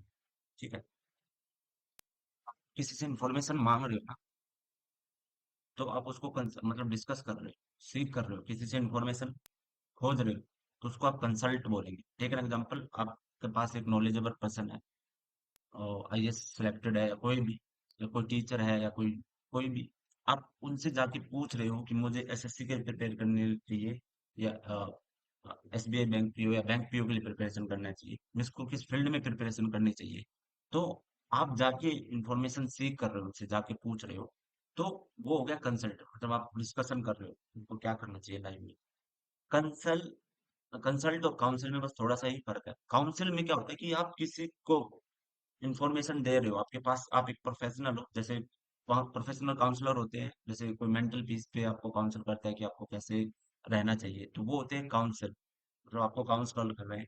या ऐसे भी होते हैं जो करियर गाइडेंस प्रोवाइड करते हैं, वो भी काउंसलर होते हैं कि आपको जीवन में, टेक एन एग्जांपल, आप बीटेक करना चाहते थे और आपके पास बहुत सारी फील्ड है कि आपको मैकेनिकल चुनना है, सिविल चुनना है, या इलेक्ट्रिकल चुनना है, कंप्यूटर साइंस चुनना है। तो आपको जो आपने जिससे काउंसिल किया, आपकी जिसने काउंसलिंग की, तो वो हो गया आपका काउंसलर। तो उसने आपको बताया है कि आप अभी आप सीएस ले लीजिए, कंप्यूटर साइंस ले लीजिए, क्योंकि आगे का जो एरा है या जो आगे का युग आने वाला है वो कंप्यूटर साइंस का आने वाला है, आर्टिफिशियल इंटेलिजेंस आने वाली है देश में। तो आप कंप्यूटर साइंस ले लीजिए, तो आप वो हो गया काउंसल। तो एक जो प्रोफेशनल होता है वो आपको इन्फॉर्म डिसीजन देता है, तो वो हो गया काउंसल। काउंसिल होता है एक ऐसी बॉडी जो बनी हुई होती है देश या सरकार में, या ग्रुप जो कुछ निर्णय होती है वो मिलकर लेती है, उसको काउंसिल बोलेंगे। तो ये काउंसिल होती है, जैसे कॉलेज में स्टूडेंट काउंसिल होती है, कहीं सिटी काउंसिल्स होती है। तो ये सब एग्जाम्पल होते हैं काउंसिल के। कन्फर का मतलब होता है किसी को आप रिस्पॉन्सिबिलिटी, टास्क, ड्यूटीज कन्फर कर देते हैं, या कोई डिग्री या अवार्ड या ऑनर है वो कन्फर करते हैं। तो man of the match award होता है, तो आप उसको, वो man of the match title confer कर रहे थे, employ of the month title किसी को आप अवार्ड कर रहे हैं। तो वो आप किसी को कन्फर कर रहे हैं। देश के राष्ट्रपति चल जाए, बस चल जाए मतलब कि उनकी आकस्मिक मृत्यु हो जाए, अचानक मृत्यु हो जाए, तो उपराष्ट्रपति पे जो रिस्पॉन्सिबिलिटी है वो कन्फर हो जाएंगी इनडायरेक्टली। तो ये एग्जाम्पल है कन्फर के, प्रदान करना। What term refer to two things together enhances either quality or complete each other? तो ऐसा कौन सा वर्ड है या ऐसे कौन सा वर्ड है जो डिफाइन करता है कि एक दूसरे की को या तो पूर्ण बनाते हैं या उनकी क्वालिटीज को इनहेंस करते हैं? तो इसका आंसर हो जाएगा कॉम्प्लीमेंट्री। बस ये मैंने लिया इसलिए है, ये पहले भी आ चुका है। कॉम्प्लीमेंट्री और कॉम्प्लीमेंट्री में फर्क। तो कंप्लीट मतलब बताओ पूर्ण बनाना, और कॉम्प्लीमेंट्री या तो उसको पूर्ण बनाता है या उसको एड ऑन करता है। तो ये कॉम्प्लीमेंट्री हो जाएगा। जैसे मैंने एग्जांपल दिया था कि आपके रूम में आपने डेकोरेशन की, उसके बाद आपने फर्नीचर पुट अप कर दिया, तो जो फर्नीचर है उसने रूम को कॉम्प्लीमेंट पूर्ण बना दिया। उसके बाद रूम है एक बिल्कुल सही, एक लिविंग रूम लगने लग गया जहाँ आप रह सकते हो आराम से। कंट्रास्ट होता है दो चीजों में नोटिसेबल डिफरेंस, दो या दो से ज्यादा चीजों में ऐसे डिफरेंस जिनको आप कंपेयर कर सकते हो या उनको एक्सपीरियंस कर पाते हो। टेक एन एग्जांपल, यहाँ पे देख सकते हो कि ये वर्ड है और ये जो वर्ड है, इनमें जो डिफरेंसेस है वो कंपैरिजन है। एक तो यहाँ पे ऊपर वाले में ब्लैक कलर है, नीचे वाले में रेड कलर है। जो साइज है उस वो भी आप डिफरेंस कर पा रहे हो कि ऊपर वाले का साइज छोटा है, नीचे वाले का जो वर्ड का साइज है वो बड़ा है। तो ये फॉन्ट है, वो फॉन्ट तो सेम है लेकिन जो साइज है वो बड़ा है। तो ये सब एग्जांपल है कॉन्ट्रास्ट की। आप दो चीजों में जो कंपैरिजन होता है उसको आप कॉन्ट्रास्ट बोलेंगे। कॉन्ट्राडिक्टरी होते हैं कि एक ही बात जो सही है उसको आप गलत बोल, एक ही टाइम पे एक ही बात पे आप कॉन्ट्राडिक्ट कर रहे हो। मैं बोलूं कि राम सीता की पत्नी है और उसी समय बोलूं कि सीता राम की वाइफ नहीं है, तो ये खंडन है, मतलब कि आप कॉन्ट्राडिक्ट कर रहे हो अपनी स्टेटमेंट से। कॉन्ट्राडिक्शन हो गया है। कॉम्प्लीमेंट्री होता है आप किसी की चीजों को आप कॉम्प्लीमेंट, आप किसी को प्रेज, उसकी सराहना कर रहे हो, उस वो अच्छा है प्रेज कर रहे हो, तारीफ कर रहे हो, वो हो गया complementary. What can describe an overused phrase, idea or expression that has lost its originality and impact? ऐसा कौन सा वर्ड है या ऐसा कौन सा वर्ड है जो डिस्क्राइब करता है कि ऐसा आइडिया फ्रेज मतलब कि आप कुछ बोलते हो बार बार, और एक्सप्रेशन जो घिसा पिटा है, मतलब बहुत ज्यादा यूज हो चुका है। टेक एन एग्जाम्पल, अब अभी तो कोई गीता की बातें नहीं करते, मॉडर्न युग हो गए, लेकिन अगर आप पहले जमाने में गीता की बातें होती थी तो उसमें जो सबसे वर्ड या जो फ्रेज बोला जाता था सबसे ज्यादा कि आप कर्म करो फल की इच्छा मत करो, तो ओवर यूज स्टेटमेंट थी। किसने भी गीता की बात की तो ये बात जरूर कहता ही करता था। तो ये होता है क्लीशे। ठीक है। क्लिक, क्लिक मतलब आप माउस से जो क्लिक करते हो, फोटो है वो क्लिक करते हो। क्लिक कैसे, ये मेमोरी के रिलेटेड चीजें होती है, उसको कंप्यूटर टेक्नोलॉजी में या मतलब सॉफ्टवेयर या कंप्यूटर टेक्नोलॉजी के हिसाब से बोलेंगे तो कैसे का मतलब होता है जहाँ पे आपकी जो अनवांटेड फाइल है या रिसोर्सेज है वो छुपे हुए होते हैं। वैसे मतलब होता है कि ऐसी कोई चीजें हैं जिसने आपने जानबूझकर छिपाया होता है, उसको आप कैसे बोलेंगे। टेक एन एग्जांपल, आर्मी ने हथियार है वो छुपा के रखे हुए हैं ऐसी अननोन जगह पे, और युद्ध जब हुआ या वॉर हुआ तब उसने आपको, आपने उसको यूज कर लिया, तो वो हो गया कैसे। कैसे का मतलब होता है छिपाना जानबूझ के कुछ चीजों को, इंफॉर्मेशन को। कैसे, आपको कैसे मेमोरी है वो दिखती नहीं होती है। ठीक है। क्लच, क्लच होता है कि आप किसी चीज पे ना चीजों को ग्रैस्प कर लेते हो, टाइटली उसको ना ग्रिप कर लेते हो, उसको पकड़ लेते हो, वो होता है क्लच। वरना क्लच आपने इंजन के रिलेटेड एक टर्म होती है उसमें भी सुना होगा, क्लच एंड गियर। तो वो भी एक टर्मिनोलॉजी है क्लच। तो क्लच का मतलब होता है कि चीजों को आप चंगुल में पकड़ लेता है या टाइटली पकड़ लेना। जैसे बाज है वो अपने शिकार को अपने पंजों में क्लच कर लेता है, पकड़ लेता है, जकड़ लेता है। तो ये एग्जाम्पल है क्लच का। Word term, term apprehensive mean, ऐसा कौन सा वर्ड है जिसका मतलब एप्रीहेंसिव का मतलब क्या है? Apprehensive, eager and enthusiastic, fearful and anxious about something, confident and sure, curious and inquisitive। मतलब कि क्यूरियस है मतलब उसको जानना है सब कुछ, कॉन्फिडेंट मतलब आत्मविश्वासी, और श्योर मतलब कि हाँ उसको पता है कि हाँ यही सब कुछ होगा। fearful मतलब उस वो डर रहा है, and anxious है चिंता है उसको। eager मतलब जानना चाहता है, enthusiastic मतलब कि ऐसे जैसे किसी का पहला मैच हो, किसी ने देश के लिए पहली बार खेल रहा हो, क्रिकेट हो फुटबॉल हो, तो वो ईगर है, enthusiastic है। fearful होगा इसका answer, fearful and anxious about something। तो इसका एग्जांपल है जिस दिन आपका रिजल्ट डे होता है ना, एसएससी का रिजल्ट डे होता है, तो आप उस दिन है ना फियरफुल होते हैं, मतलब आपको ना एक अजीब सी चिंता रहती है कि पता नहीं क्या होगा, मतलब आप जो रिजल्ट आता है ना उसके ओरिएंटेड आप आपको एक चिंता सी होती है, आपको एक डर सा लगा रहता है कि हाँ पता नहीं क्या होगा, तो उसके कारण जो आपके स्टेट ऑफ माइंड होती है, जो एंग्जाइटी आती है ना, उसको आप एप्रीहेंसिव होते हैं, आप उस समय एप्रीहेंसिव हो जाते हैं। Which term describe the highest point of tension or intensity in a story or event? एक स्टोरी, कहानी और इवेंट जो जो चल रहा है उसमें जो हाईएस्ट पॉइंट ऑफ टेंशन होता है, इंटेंसिटी होती है, उसको आप क्या बोलेंगे? तो क्लाइमेटिक, क्लाइमेक्टिक, क्लीशे और clever.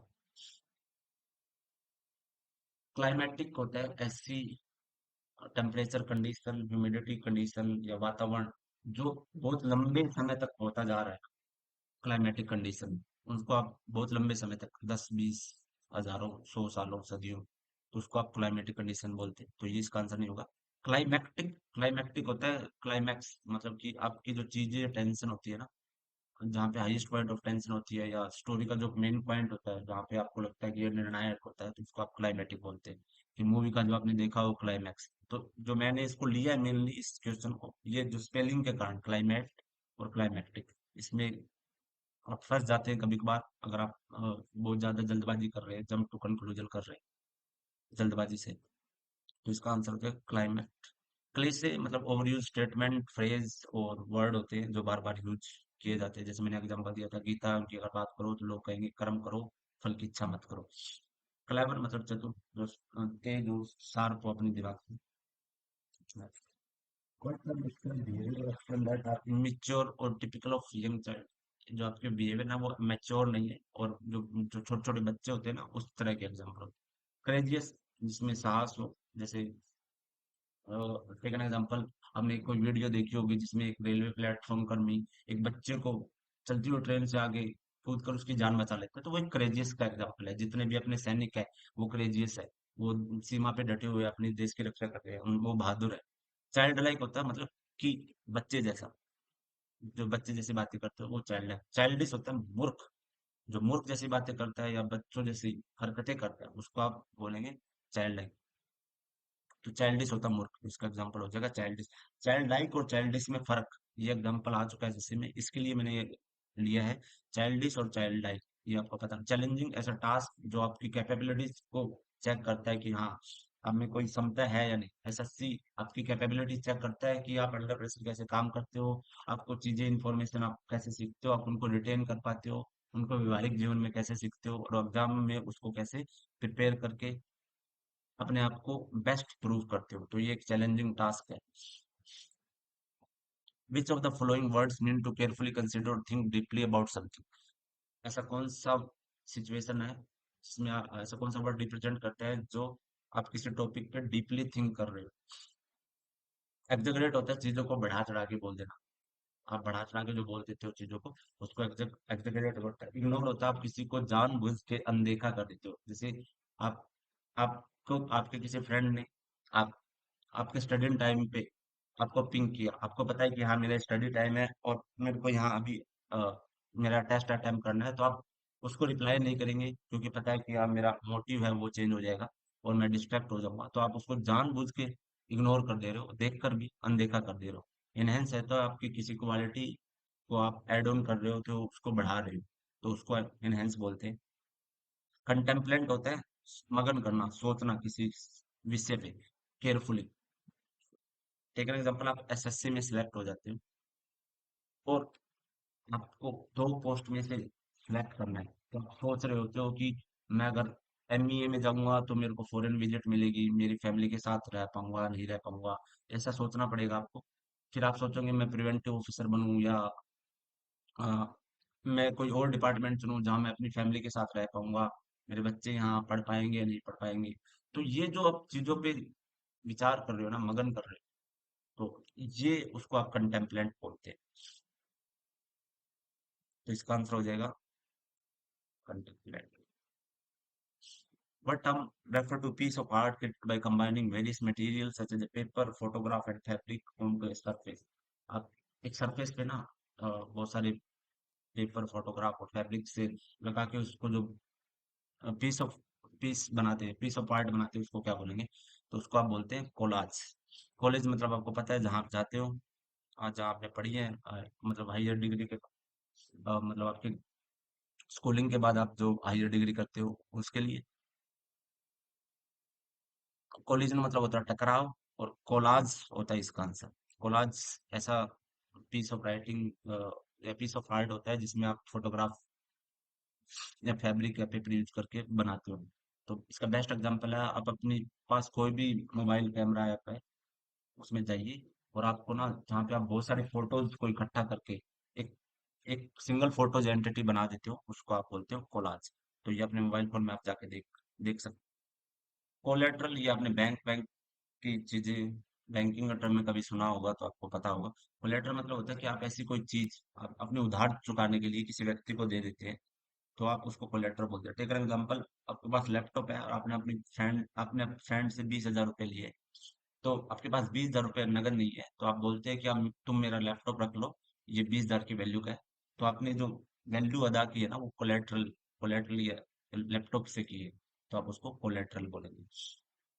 Next, what term describe an event, occurrence or plan that happens or take place every 2 year? ऐसा कौन सा प्लांट नहीं हो, प्लान हो, तो ये ध्यान देने की बात है, प्लान पर एवरी 2 ईयर ऐसा कौन सा टर्म है जो डिस्क्राइब करता है कि जो आपके प्लान है या जो कोई एक्शन है वो साल में 2 बार होगा, साल में 2 बार होगा। तो बाई एनुअल या बाई ईयर, बस ये इसी के लिए लिए मैंने, ये वर्ड आ चुका है। बाई एनुअल होता है साल में जो 2 बार होता है, तो ये इसका आंसर हो जाएगा। बाई एनियल होता है 2 साल में जो एक बार होता है।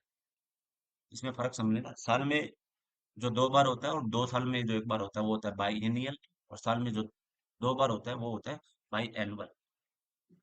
बाई बाई पार्टीजन होता है जहाँ दो पार्टिकल पार्टी मिल जाती है ना, दो पार्टिकल ग्रुप मिल जाते हैं ना, उसको आप बाई पार्टीजन, गठबंधन जो होता है उसको आप बाई पार्टीजन बोलेंगे। दो पार्टी मिलकर जो काम करती है, दो पार्टी राजनीतिक पार्टी मिलकर जो काम करती है ना, उसको आप बोलेंगे द्विपक्षीय, द्विदलीय। बाइफोकल लेंस होते हैं जिसमें दो लेंसेज होते हैं, तो उनको आप बाइफोकल बोलते हैं, दो लेंसेज वाला bifocal. Next, what term refer to the expression of agreement, approval और एक्सेप्टेंस? ऐसा कौन सा वर्ड होता है जो एग्रीमेंट, अप्रूवल और एक्सेप्टेंस, आप चीजों को स्वीकार मान लेते हो या सहमत हो जाते हो, उसको रेफर करता है? एसेंट, एसेंट मतलब होता है स्वीकृति, आप चीजों को मान लेते हो, सहमत कर लेते हो, तो उसको आप सहमति कर लेते हो। जैसे आपने एक फ्रेंड ने आपको प्रपोज किया कि हाँ आज मूवी देखने चलते हैं, तो आप उसकी जो स्टेटमेंट है या उससे एग्रीड हो जाते हो, या तो उसको आप बोलते हो एसेंट, स्वीकृति। एसेस होता है मूल्यांकन करना, आप चीजों को मूल्यांकन करते हो कि किसी में कोई क्वालिटीज है या नहीं। एसएससी आपका मूल्यांकन कर रही है कि आप एक अच्छे स्टूडेंट है या नहीं, आप चीजों को इन्फॉर्म्ड है या नहीं, वेल ऑर्गेनाइज्ड है या नहीं, डिसिप्लिन्ड है या नहीं, तो आप अंडर प्रेशर काम कर पाते हैं या नहीं। आपके एग्जाम से, ये जो एग्जाम होते हैं वो साइकोलॉजिकली तरीके से भी डिजाइंड होते हैं। एसेंट होता है चढ़ाई, मतलब आप जो इसका लिटरल मीनिंग होता है चढ़ाई, आप पहाड़ों पे जो चढ़ाई करते हैं माउंटेन पे, उसको आप चढ़ाई बोलते हैं। एबसेंट होता है आप किसी ग्रुप से, ऑर्गेनाइजेशन से, क्लास से, लेक्चर से, आप जो जिस दिन प्रेजेंट नहीं होते या जिस दिन उपस्थित नहीं होते हो, आपको उसको एबसेंट बोलेंगे। What word describe a situation where two और मोर थिंग आर कनेक्टेड और रिलेटेड इन सम वे? इसे कौन सा मतलब होता है कि जिसमें दो या दो से ज्यादा चीजें ना एक दूसरे से किसी ना किसी तरीके से ना रिलेटेड होती है। कॉन्ट्राडिक्शन, कॉन्ट्राडिक्शन का मतलब होता है विरोधी, या आप जो चीजों को कॉन्ट्राडिक्ट कर रहे होते हो। मैं एग्जांपल दिया, जैसे मैं कहूँ कि राम सीता की पत्नी है, लेकिन सीता राम की पत्नी नहीं है, तो ये कॉन्ट्राडिक्शन है। या तो पहली वाली बात सही है, दूसरी वाली बात सही है, कॉन्ट्राडिक्शन नहीं होना चाहिए ऐसे विचारों में। तो खंडन कर रहे हो, मतलब कि आप चीजों को खंडन कर रहे हो, उनको कह रहे हो कि ये गलत है, ये सही है। कोरोस्पेंडेंस, कोरोस्पेंडेंस होता है कि आप चीजों को एक दूसरे से, एक चीजें कनेक्टेड है एक दूसरे से या related in some way. Best example correspondence का है कि आपने कभी बैंक का ट्रांजैक्शन किया एटीएम से, एटीएम से ट्रांजैक्शन करने के बाद उसके कोरोस्पोंडिंग मतलब उसके आधारित आपको एक मेल आता है कि आपके बैंक के ट्रांजैक्शन हुई है, मैसेज आया है, तो वो एक दूसरे से कनेक्टेड है। अगर आपके बैंक के ट्रांजैक्शन नहीं होती तो आपको मेल या मैसेज नहीं आता, राइट? तो ये एक कोरोस्पोंडेंस, वैसे कोरोस्पोंडेंस की एक डिग्री भी होती है जहाँ पे आपको मटेरियल प्रोवाइड कर दिया जाता है, आपको उस आपको रेगुलर किसी कॉलेज या किसी इंस्टीट्यूशन में नहीं जाना होता है। आपको एक एग्जाम होता है उस मटेरियल के बेसिस पे ही, और उसको आप पास कर देते हो तो आपको उस कोरस्पॉन्डिंग की डिग्री मिल जाती है। कोलोबरेशन मतलब होता है सहयोगी, सहयोग करके कोलोबरेट करते हैं। एग्जाम्पल की एक स्टेट में कोई केस चल रहा है, उसमें स्टेट पुलिस और सीबीआई पुलिस मिलके उस पर इन्वेस्टिगेशन कर रही है, कोलोबरेट कर रही है, कोलोबरेट करके उस पर काम कर रही है, तो वो हो गया कोलोबरेशन। कॉन्ट्रैक्ट होता है कि आपका एक एग्रीमेंट होता है, जनरल एग्रीमेंट हो जाता है, या लीगल एग्रीमेंट हो जाता है, आप उसके बेसिस पे आपके जो डिसीजन होते हैं वो करते हैं, या आप कॉन्ट्राडिक्ट हो मतलब कॉन्ट्रैक्ट कॉन्ट्रेक्चुअल हो जाते हैं, कॉन्ट्रैक्ट साइन कर लेते हैं। एग्जाम्पल, अगर आप रेंट पे रहते हो तो आपका एक रेंट एग्रीमेंट बन जाता है कि हाँ मैं 1 साल तक इतना किराया दूंगा इस रूम का या इस फ्लैट का। आप अगर आप एसएससी में सिलेक्ट हो जाते हैं तो आपको एक कॉन्ट्रैक्ट होगा आपका गवर्नमेंट के साथ कि हाँ आप हमारे साथ ये काम करेंगे, आपका प्रोबेशन पीरियड होगा। अगर आप ये छोड़ के जाते हैं तो आपको बीच में अगर आप छोड़ के जाते हैं तो आपको इतनी पेनल्टीज देनी पड़ेगी, तो वो आपने कॉन्ट्रैक्ट साइन किया है कि हाँ मैं देश के लिए सेवा करूंगा। ये ये मतलब होता है contract. What words mean to express agreement or approval with someone's opinion, idea or action? ऐसा कौन सा वर्ड है जिसमें आप किसी के एग्रीमेंट, अप्रूवल और जो ओपिनियन है, आइडिया है, उसको आप अप्रूव कर देते हैं? तो वो होता है कनकर। कनकर होता है किसी किसी के आप अप्रूवल, आइडिया और ओपिनियन होते हैं, एक्शन होते हैं, उनके साथ आपकी अपनी सहमति है वो जता देते हैं। कंसीड होता है आप सहमति जता तो देते हैं, लेकिन पहले मानते नहीं है उसको, डायरेक्टली नहीं। पहले आप मानने नहीं थे, बाद में आपको प्रूफ दिखाया गया या आपको समझाया गया, तब आप उस बात से माने हैं। तो पहले आपने उस बात को इनकार कर दिया था, अब आप मान गए, इसलिए कंसीडर नहीं होगा इसका डायरेक्टली। तो जो बच्चों ने डायरेक्टली कंसीडर लगा दिया उसका आंसर गलत हो जाएगा। तो इसलिए सभी जो आपके ऑप्शंस होते हैं आप उनको गो थ्रू करना चाहिए, आपको डायरेक्टली आंसर नहीं लगाने होते हैं। और मेनली एसएससी के एग्जाम में ऐसा होता है कि आपको मतलब ऐसे डिसीव करते हैं, धोखा देने की कोशिश करते हैं। अगर आपने किसी ने हिंदी में पढ़ लिया हो कि हाँ कंसीडर का मतलब मान लेना, और आपने याद कर लिया तो आप कंसीडर लगा के आ जाएंगे, लेकिन मैंने बताया कंसीडर का मतलब मान लेना, लेकिन उस बात को आप पहले मना कर चुके हो, तो डायरेक्टली आप नहीं मान। इसका आंसर हो जाएगा कनकर। कन्फर्म होता है कि आप जो रूल्स रेगुलेशन है उनको पालन करते हैं, जैसे आप ट्रैफिक रूल को ओबे करते हैं तो आप कन्फर्म करते हैं। इन्फर होता है कि आपको जो इन्फॉर्मेशन दी गई है, आप जो चीजों को जज करते हैं, आप एक लॉजिकल सेंस रीजनिंग लगाते हैं और उसके बाद एक कंक्लूजन पे पहुंचते हैं, तो आप इन्फर करते हैं उससे। तो इन्फर का मतलब है कि आप चीजों को लॉजिकली सेंस लगा के उसका आंसर देते हैं या उसको जज करते हैं। जैसे आप घर पे जाओ और आपका दरवाजा खुला है, तो आप जो इन्फर करेंगे कि हाँ घर का अगर दरवाजा खुला है तो कोई ना कोई घर पे होगा, तो आपने इन्फर किया। जो जनरल डिफेंस होती है उससे आप यही आइडिया लगाओगे कि हाँ घर पे कोई ना कोई होगा, तो ये आपकी इन्फर है, कंक्लूजन निकाला आपने। द राइट और द राइट और कंडीशन ऑफ सेल्फ गवर्नमेंट और इंडिपेंडेंस, जिसमें ना सेल्फ गवर्नमेंट होती है और इंडिपेंडेंस होती है, उसको आप क्या बोलोगे? तो अब ऑप्शन देखते हैं। ऑप्शन है, पहला है ऑटोबायोग्राफी। ऑटोबायोग्राफी एक ऐसी पीस ऑफ राइटिंग होती है जो एक ऑथर अपने आप के लिए लिखता है, तो ऑटोबायोग्राफी हो गया। जो अपने आप के लिए लिखे, एक ऑथर, कोई राइटर है, वो बहुत सारी बुक्स लिखता है लेकिन अपने आप के लिए जो लिखेगा तो वो ऑटोबायोग्राफी हो गई। अब गांधी जी की एक ऑटोबायोग्राफी है, माई एक्सपेरिमेंट विद ट्रूथ, तो ये ऑटोबायोग्राफी होता है। ऑटोक्रेसी, ऑटोनॉमी, ये जो क्वेश्चन है ना, ये बस इन दोनों में फर्क समझाने के लिए लिया है मैंने, ऑटोक्रेसी और ऑटोनॉमी में। इसमें बहुत कंफ्यूजन होता है। तो right of condition of self government और इंडिपेंडेंस, अगर किसी ने इसको जल्दबाजी में पढ़ा तो इसका आंसर ऑटोक्रेसी लगा देगा, लेकिन इसका आंसर होगा ऑटोनॉमी। ठीक है। ऑटोनॉमी होता है जहाँ पे आप जो आपकी सरकार होती है ना उसके पास डिसीजन होते हैं, मतलब उसके पास राइट्स होते हैं, डिसीजन होते हैं। सेल्फ गवर्नमेंस के, वो डिपेंडेंट नहीं होती है किसी दूसरे फैक्टर पे। अ, कुछ रूल बनाने के लिए, गवर्नमेंट गवर्न करने के लिए अपनी सरकार को ऑटोनोमस बॉडी होती है, बहुत सारी यूनिवर्सिटीज होती है जो ऑटोनोमस बॉडी होती है। तो उनके अपने खुद के रूल होते हैं, वो किसी दूसरी सरकार पे, राज्य सरकार, सेंट्रल सरकार पे डिपेंड नहीं करती है वो। खुद, जैसे इंडिया का एग्जांपल दे रहा हूँ, ऑटोनोमस बॉडी होती है। पहले आप जम्मू कश्मीर की बात करें, तो वो एक ऑटोनोमस स्टेट था, वहाँ आर्टिकल 370 था, तो उनके खुद के रूल्स थे। तो वो कुछ कुछ रूल उनके खुद के थे, तो वो इट्स काइंड ऑफ ऑटोनोमी। वरना अदर स्टेट भी थे, उनको सरकार पे डिपेंड करना पड़ता है। तो कुछ सेक्टर ऐसे हैं भारत भारत में, कुछ या कुछ राज्यों के, जहाँ उनके पास अधिकार होते हैं, वो खुद के रूल्स होते हैं, वो अपने खुद के डिसीजन ले सकते हैं, उनको डिपेंड नहीं होना पड़ता किसी पे। आप लोकल सेल्फ गवर्नमेंट में, पंचायत राज में जाओ ना, वहां पे भी उन लोगों को कुछ राइट्स होती है कि उनको पंच चुनने के अधिकार होते हैं वो। तो ये सब एग्जाम्पल है कि वो ऑटोनोमस, अपने आप पे अपनी गवर्नमेंट खुद बना सकते हैं, उनके पास राइट्स होते हैं। ऑटोक्रेसी होता है कि वहां पे एक ही राजा होता है। डिक्टेटरशिप होती है, मतलब कोई एक एक व्यक्ति के पास सरकार होती है, और ग्रुप ऑफ लोगों के पास सरकार होती है, पर्टिकुलर ग्रुप ऑफ, वो ही वो ही सरकार को चलाते हैं। तो डिक्टेटरशिप के एग्जाम्पल है सद्दाम हुसैन, इराक के राष्ट्रपति थे। अ, वो एक डिक्टेटरशिप थे। अभी अब प्रेजेंट में बात करेंगे तो नॉर्थ कोरिया से किम जोंग है, वो एक डिक्टेटरशिप, मतलब वो एक प्रेजेंट ऑटोक्रेट है, या डिक्टेटरशिप करते हैं, डिक्टेटर है। ऑथेंटिसिटी होता है सच्चाई। आप किसी वैल्यू या कोई प्रोडक्ट है, या कोई आपकी बात है, उसमें कितनी सच्चाई है या कितना ऑथेंटिक है, वो होता है ऑथेंटिसिटी।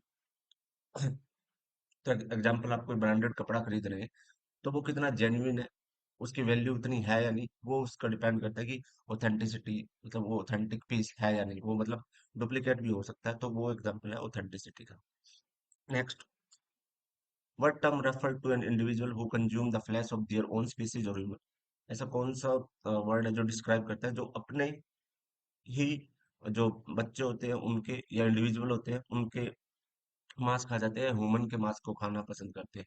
तो ये होता है कैनिबल। एसएससी में ये आता है कि ऐसा कौन सा वर्ड है जो डिस्क्राइब करता है जो अपना ह्यूमन का मांस खा जाता है। तो अपना भी आ जाए तो भी कैनिबल लगाना है। ह्यूमन का आता है एसएससी में, कि जो मनुष्यों का मांस खाते हैं उनको कैनिबल कहते हैं।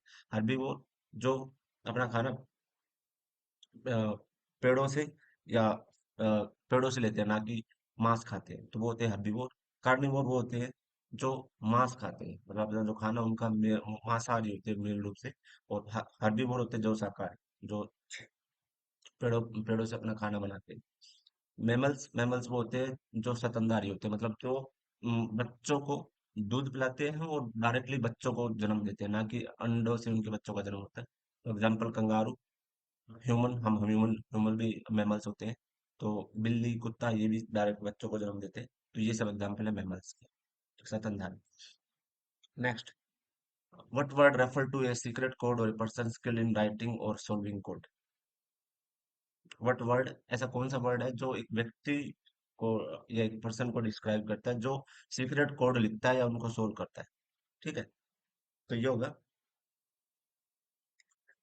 यहाँ ये हो जाएगा। पहला वर्ड है कोड, मतलब कि आपको, अगर आप कंप्यूटर साइंस या इस भाषा को समझते हैं, लैंग्वेज की भाषा को तो समझते हैं, वहाँ होता है कोड, मतलब कि आप एक न्यूमेरिकल लैंग्वेज में, या किसी पर्टिकुलर लैंग्वेज में एक कोड लिख देते हैं जो रन करता है, और उसके बेसिस पे उनकी एप्लीकेशन चलती है। साइफर, साइफर वो व्यक्ति होता है जो कोड लिखता है, मतलब कोड लिखने में एक्सपर्ट होता है। इसका मैंने एग्जांपल दिया था कि आप है ना इंफॉर्मेशन को कोडेड कर देते हैं। जो भी आपकी इंफॉर्मेशन है वो डायरेक्टली आप उनको पढ़ेंगे तो उसका कोई सेंस नहीं निकलेगा, लेकिन उसका कोई एक सीक्रेट मीनिंग होता है, छुपा हुआ मीनिंग होता है। तो उसको आप साइफर बोलते हैं। जैसे मैंने बोला था कि इंडिया पे टेररिस्ट अटैक करते हैं, तो उन्होंने अपना कोड बनाया है कि बारात भारत में कब आएगी और कितने बाराती आएंगे। तो इसका मतलब ये है कि भारत पे अटैक, जो टेररिस्ट ग्रुप है वो कब करेंगे, और कितने लोग ग्रुप में शामिल है जो टेररिस्ट एक्टिविटी को शामिल करेंगे। तो 10 लोग हैं, 10 बाराती आएंगी, और बारात कब आएगी, तो मतलब कि टेररिस्ट अटैक कब होगा, तो वो बोले कि टेररिस्ट अटैक पर बारात 15 अगस्त को आएगी। तो ये सोच लो कि 15 अगस्त को अटैक होगा। ये सब एक एग्जाम्पल है। आप एनोलॉजी में देखते हो ना, डी कोड कर देते हैं कि आप क्वेश्चन सोल्व करते हो, तो वहां पे भी ये साइफर कर देते हैं कि आप उनको जाके फिर डी कोड करते हो कि ए का मतलब जेड है, बी का मतलब वाई है। तो वो भी एक डी कोडिंग होता है। तो वही होता है, जो एक्सपर्ट होता है इस पर्सन में उसको साइफर बोलेंगे। की मतलब चाबी, या ये आपको पता होना चाहिए। डिसाइफर मतलब जो कोड को सोल्व करता है ना, मतलब कोड को, ये जो दिया दिया हुआ कोड है उसको जो सोल्व करेगा उसको डिसाइफर बोलेंगे। ठीक है, तो इसका आंसर हो जाएगा साइफर। वो skilled in writing. Next, what is the definition of contravene? Contravene होता है कि आप ना, अ, वैसे तो हिंदी में बोलेंगे तो उल्लंघन करना होता है कॉन्ट्राविन। तो कोई जो पर्टिकुलर लॉ है या कोई रूल है या कोई रेगुलेशन है, आप उसको फॉलो नहीं करते हैं ना, तो उसको आप बोलेंगे कॉन्ट्राविन। तो आप ट्रैफिक रूल्स को वायोलेट करते हैं तो आप उनको कॉन्ट्राविन उल्लंघन कर रहे हैं। आप आर्टिकल लगा लो कि धारा 144 लगी हुई है और आप फिर भी 5 लोग इकट्ठे हो रहे हैं या 4 से ज्यादा लोग इकट्ठे ग्रुप में बात कर रहे हैं, कर्फ्यू लगा हुआ है फिर भी आप बाहर घूम रहे हैं, तो आप है ना, जो देश के कानून है या जो रूल्स है उनको कॉन्ट्रावेन उनका उल्लंघन कर रहे हैं।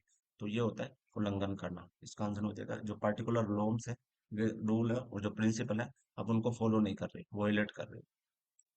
Next, which of the following word is the closest synonym of copious? Copious का मतलब क्या होता है कि जो आपको चीज चाहिए ना, प्रचुर मात्रा में, उससे ज्यादा आपके पास विद्यमान होती है या प्रेजेंट होती है, तो उसको आप बोलेंगे कॉपियस। तो अबंडेंट, अबंडेंट इसका आंसर हो जाएगा। जो चीज आपको चाहिए उससे ज्यादा आपके पास है, तो उसका आंसर होगा कॉपियस। जैसे आप नोट्स बना रहे हो तो आप कॉपियस नोट बना लेते हो कि वो इतना सारा हो जाता है कि आप उसको पढ़ ही नहीं पाते हो। तो कॉपियस को नोट्स जो आप बनाते हो आपको ना टू द पॉइंट बनाने चाहिए। अभी रिसेंटली रेनफॉल हुआ है तो वो कॉपियस रेनफॉल हुआ है कि जितनी ज्यादा जरूरत थी उससे ज्यादा रेनफॉल हुआ है और उसके कारण तबाही मच गई है कुछ इलाकों में। तो जैसे पहाड़ों पे, हिमाचल में, मनाली साइड में। तो ये एग्जांपल है कि कॉपियस का मतलब होता है कि जितनी जरूरत होती है उससे कम, उससे ज्यादा, सॉरी। स्कार्स का मतलब होता है कमी, मतलब कि आपको जितनी चीज चाहिए वो हो जाएगी कमी। मतलब ये कॉपियस का एंटोनिम हो गया स्कार्स। जो चीज आपको चाहिए उससे कम। जैसे आप किसी बाढ़ पीड़ित क्षेत्र में आपको राशन पहुंचाना है, सरकार को राशन पहुंचाना है, जितनी ज्यादा रिक्वायरमेंट है उससे कम राशन वहां पहुंच पा रहा है, लोगों को खाने के लिए मिल पा रहा है, तो हो गई स्कार्स। स्पार्स, स्पार्स मतलब होता है बिखरा हुआ, छिटपुट, मतलब बिखरा हुआ चीजें। ये थोड़ा डिफरेंस है इसमें, तो आपको पता होना चाहिए। तो टेक एन एग्जाम्पल, आप हिल हिल स्टेशन पे जाओगे ना, तो वहां जो पॉपुलेशन रहती है ना, या जो लोग रहते हैं, तो आप देखोगे एक पहाड़ी पे कुछ लोग रहते हैं, एक पहाड़ी पे कुछ लोग रहते हैं, कुछ ही घर होते हैं 10-15। तो उनकी जो पॉपुलेशन होती है ना वो बिखरी हुई होती है। आप एक सिटी में जाओगे तो आपको ना पूरी एक लाइन में मतलब घर बने हुए होंगे, बिल्डिंग्स बनी हुई होंगी, तो वो बिखरी हुए का एक एग्जाम्पल है स्पार्स का। मेजर होता है, मेजर होता है किसी की क्वांटिटी क्वालिटी में कमी। कोई भी प्रोडक्ट है या कोई भी चीज है उसकी क्वालिटी या क्वांटिटी में जो कल अल्प होता है, मतलब टेक एन एग्जांपल कि किसी एरिया में अ, सूखा पड़ गया, तो वहां जो फूड होगा उसकी कमी पड़ जाएगी, वो मेजर हो जाएगा। जो कंपनी कोई पर्टिकुलर प्रॉफिट है, वो कंपनी को जैसे लॉकडाउन में बहुत सारी कंपनी का ना जो प्रॉफिट है ना वो कम हो गया, मेजर हो गया, क्योंकि उनका प्रोडक्शन नहीं चल रहा था। तो ये एग्जांपल है major. Next, which of the following adjective is closest to baleful? अब आपको ये पता होना चाहिए कि बेलफुल का मतलब क्या होता है, तब आप बता सकते हो कि इसका कौन सा एग्जाम्पल सही होगा। अब आपको बेलफुल का मीनिंग पता होना चाहिए। बेलफुल होता है हानिकारक, जो आपको आपको नुकसान पहुंचा देता है। तब आप देख सकते हो क्लोजेस्ट क्या होगा। बेनिवोलेंट होता है परोपकारी, मतलब जो दयालु होते हैं, जनरस होते हैं, आपकी मदद करने के लिए तैयार रहते हैं, तो वो होते हैं बेनेवलेंट। मेलेवलेंट होते हैं जो इल विल रखते हैं आपसे, द्वेष भावना रखते हैं, वो हो गया मेलेवलेंट। जैसे आप एसएससी में सिलेक्ट हो गए तो आपका दोस्त आपसे ईर्ष्या करने लगा कि ये कैसे सिलेक्ट हो गया, ये तो पढ़ता ही नहीं था। तो ये होगी एक मेलेवलेंट, मतलब मेलेवलेंट फीलिंग होगी। ऑप्टिमिस्टिक होता है आशावादी, जो भी कोई टॉपिक है या कोई नजरिया उसका आशावादी होता है, वो नेगेटिव नहीं होता लाइफ से, सिचुएशन से, या जो उसको उसके सामने जो परिस्थिति है उससे नेगेटिव नहीं होता है, वो आशावादी ऑप्टिमिस्टिक। जॉयफुल, जो खुश रहता है, खुशी से रहने वाला। तो अब एक ही वर्ड है जो नेगेटिव है यहाँ, मेलेवलेंट, तो इसका आंसर हो जाएगा malevolent. Next, what words mean being deserving blame or responsibility for wrong? ऐसा कौन सा वर्ड है जिसका मतलब है कि किसी पर्सन को आप दोषी ठहराते हो कुछ गलत काम करने के लिए? तो कोनंड्रम होता है पहेली, कि आप एक अम्यूजिंग, मतलब जो आपको पहेली पूछते हो किसी से, तो उसको आप कोनंड्रम बोलते हैं। तो आप पहेली, आपने कभी ना कभी लाइफ में पूछी होगी, तो आपको पता होना चाहिए कि पहेली क्या होती है। तो इसका आंसर कंसेंस होता है सहमति। मतलब आप किसी टॉपिक पे या किसी विषय पे जो बात कर रहे होते हैं ना, और आप उसके बाद उसकी एक सहमति पर और आप उससे एग्रीड हो जाते हो, तो उसको आप बोलते हैं कॉन्सेंस। तो कॉन्सेंस भी इसका आंसर नहीं होगा, कंसेंस, सहमति जताते। तो टेक एन एग्जांपल, अभी रिसेंटली सरकार ने सरकार, एग्जांपल देता हूँ कि कोई पार्टी है वो विरोध कर रही है, एक पर्टिकुलर ग्रुप विरोध कर रहा है कि हमारी पेंशन योजना शुरू की जाए। तो सरकार उसके बाद डिसीजन लेती है कि हाँ ठीक है, आप विरोध करना बंद करो। वो कंसेंट हो जाती है, कंसेंस हो जाती है, उनकी सहमति, अपना सहमति दे देती है कि हाँ हम अ, आपकी इस पेंशन योजना है उसको लागू कर देते हैं, आप विरोध करना बंद कर दीजिए। तो वो कंसेंस हो जाता है उनका। इनोसेंट होता है कि जो व्यक्ति, जो गलत निर्दोषी होता है, कोई गलत कार्य नहीं करता है, वो इनोसेंट होता है, निर्दोषी। निर्दोषी हो गया जो क्राइम या कोई भी गलत कार्य उसमें वो उसने किया नहीं है, तो वो निर्दोषी हो गया। कल्पेबल होता है जिसने कुछ गलत, दोषी होता है जिसने कुछ गलत काम किया है और उसका ब्लेम उस पे जाता है, या उसकी रिस्पॉन्सिबिलिटी होती है कि इसने एक गलत काम किया है। तो जब चोर चोरी करता है, जो पकड़ा जाता है, तो वो चोर एक कल्पेबल हो गया, दोषी हो गया। इसका आंसर हो जाएगा culpable. Next, what does condensed mean? ऐसा कौन सा वर्ड होता है जिसका मतलब होता है कंडेसेंस्ड? कंडेसेंस्ड का मतलब होता है कि एक ऐसा व्यक्ति जो ना आपसे जब इंटरेक्ट करता है ना, तो वो या आपसे इंटरेक्ट करता है या आपसे बिहेव करता है, जो उसका बिहेवियर होता है ना, वो ऐसा हो जाता है कि वो अपने आप को एक सुपीरियर मानने लग जाता है। और जो पर्टिकुलर पीपल ऑफ ग्रुप है ना, उससे सुपीरियर मानने लग जाता है कि हाँ, मैं जो हूँ उनसे बेहतर हूँ। तो कुछ आप एग्जाम्पल होंगे, कुछ ऐसे लोग हैं, कुछ ऐसी जाति के लोग होते हैं जो अपने आप को कुछ जातियों से अच्छा मानते हैं कि हाँ इनसे सुपीरियर है। तो उनकी एक इम्बैलेंस्ड फीलिंग होती है। कुछ पर्टिकुलर ग्रुप के जैसे नेता लोग आप एग्जाम्पल कर लो, तो उनसे आप डायरेक्टली बात करने जाओ, तो वो कहते हैं कि आप, मैं एक नेता हूँ, मैं एक एमएलए हूँ या मैं एक एमपी हूँ, आप मेरे से डायरेक्टली बात नहीं करते। तो जो उनकी फीलिंग होती है ना, वो कंडेसेंस्ड होती है कि हाँ मैं इन लोगों से सुपीरियर हूँ, तो मैं एक एक लोग से कैसे बात कर सकता हूँ। तो ये जो फीलिंग होती है ना, कंडेसेंस्ड होती है। ये जो आपका दोस्त है वो सिलेक्ट हो जाए और आप एसएससी में सिलेक्ट ना हो पाए, तो over the time may be या उसी दिन से उसको एक फीलिंग आने लग जाए कि मैं इनसे तो बेहतर हूँ, कंडेंस्ड हूँ, और ये क्या, इन्होंने तो मेहनत ही नहीं की या सिलेक्ट नहीं हो पाया, इनमें ये क्वालिटी नहीं है, मैं ही हूँ सो हूँ। तो ये एग्जाम्पल होते हैं कंडेसेंस्ड की। उनकी जो सेंस होती है ना, वो लोगों में वो ऐसे बिहेव करते हैं कि वो सुपीरियर है। जब वो लोगों से बात करते हैं तो वो एक फीलिंग होती है, वो होती है condensed. Next, what is a corollary? ये कोरोलरी का मतलब क्या होता है, और इसका क्या डेफिनेशन है? तो कोरोलरी होता है कि जो आप जो कुछ कार्य कर रहे होते हैं ना, वो उसका उसका जो आउटकम होता है ना, जो रिजल्ट आता है ना, वो सेकंड पे डिपेंड करता है, मतलब डिपेंडेंट एक्टिविटीज होती है। तो जो आपका जो प्रीवियस एक्शन होता है, उसका जो आउटकम होता है ना, वो उस पर डिपेंड करता है। और ये मेनली नेचुरल कंसिक्वेंसेस होते हैं। तो टेक एन एग्जांपल की जो एयर पोल्यूशन या जो पोल्यूशन हो रहा है देश में, तो वो कैसे हुआ? तो उसका कारण अपन कह सकते हैं कि रैपिड इंडस्ट्रियलाइजेशन, कि हाँ इंडस्ट्रीज आने लगी और उसके कारण लोग सिटी में मूव करने लगे, बिल्डिंग्स बनने लगी, या ट्रैफिक इंजेक्शन होने लगा। उसके कारण जो कंडीशन थी इन्वायरमेंट में, वो डिटेरियोरेट हो गई। हाँ, कि इन्वायरमेंट डिग्रेडेशन हो गया, इन्वायरमेंटल जो पोल्यूशन है उसकी क्वालिटी बढ़ गई। तो ये उसका एक आउटकम हो गया। तो ये कोरली स्टेटमेंट होता है कि एक आपने जो कार्य किया, उसका दूसरे पे उसका आउटकम आता है, उसका रिजल्ट होता है, कंसिक्वेंसेज होता है। What word describe an environment or condition that are favorable and are likely to promote a certain outcome or result? ऐसा कौन सा वर्ड होता है जिसका मतलब है कि आप है ना, कि एक ऐसा एनवायरनमेंट या एक सर्टेन एक सिचुएशन होती है ना, वो फेवरेबल होती है किसी काम को करने के लिए, या जो जो रिजल्ट आएगा उसको करने के लिए। कोशियस होता है, ऐसा व्यक्ति होता है कोशियस, उसको पता है कि जो जो मैं कुछ एक्शन कर रहा हूँ, अगर मैं कुछ गलत एक्शन करूंगा तो उसके जो परिणाम है वो मेरे फेवर में नहीं जा सकती है। तो जो भी वो कुछ कर रहा होता है, वो अलर्ट रहता है कि हाँ मेरे इसके जो आउटकम है वो मेरे नेगेटिव भी हो सकते हैं, सजग रहता है, अलर्ट रहता है। तो वो होते हैं कॉशियस लोग। टेक एग्जाम्पल, आप बाइक राइड कर रहे हो हाई स्पीड से, तो आप कॉशियस नहीं हो कि हाँ आपकी जान भी जा सकती है। लेकिन जो कॉशियस होगा, वो उसको पता है कि हाई स्पीड से बाइक चलाने से अगर एक्सीडेंट हो गया तो मैं मर सकता हूँ। तो वो अपनी एक मिनिमम या ऑप्टिमाइज स्पीड पे बाइक को ड्राइव राइड करे। कंक्लूसिव होता है कि आप कुछ स्टेटमेंट है या आप कुछ पैराग्राफ है या कुछ किसी चीज को आप कंक्लूड करना चाहते हो कि हाँ समाप्त करना चाहते हो, लेकिन एक ब्रीफिंग के साथ कि हाँ एक उसको शब्दों के रूप में, स्टेटमेंट के रूप में, जो कंक्लूसिव जो लास्ट स्टेटमेंट होती है उनको आप कंक्लूजन बोलते हो, कि जो भी रिजल्ट है या जो भी आपको कुछ कहना है उसको आप कंक्लूजन। तो कंक्लूजन का मतलब या आप ना कुछ चीजों को, स्टेटमेंट को, या आपने जो आपके पास जो ओपिनियन है ना उनका जो लास्ट जो नतीजा बताते हो, परिणाम बताते हो। जैसे कोर्ट हियरिंग कर रही है, केस है, उसको हियर कर रही है बहुत दिन से, 10 साल से, 15 साल से, और लास्ट डे जब उसको जजमेंट देना हो तो वो कंक्लूजन पे आती है कि हाँ कौन दोषी है कौन निर्दोषी है। तो ये हो गया एग्जाम्पल कंक्लूसिव का।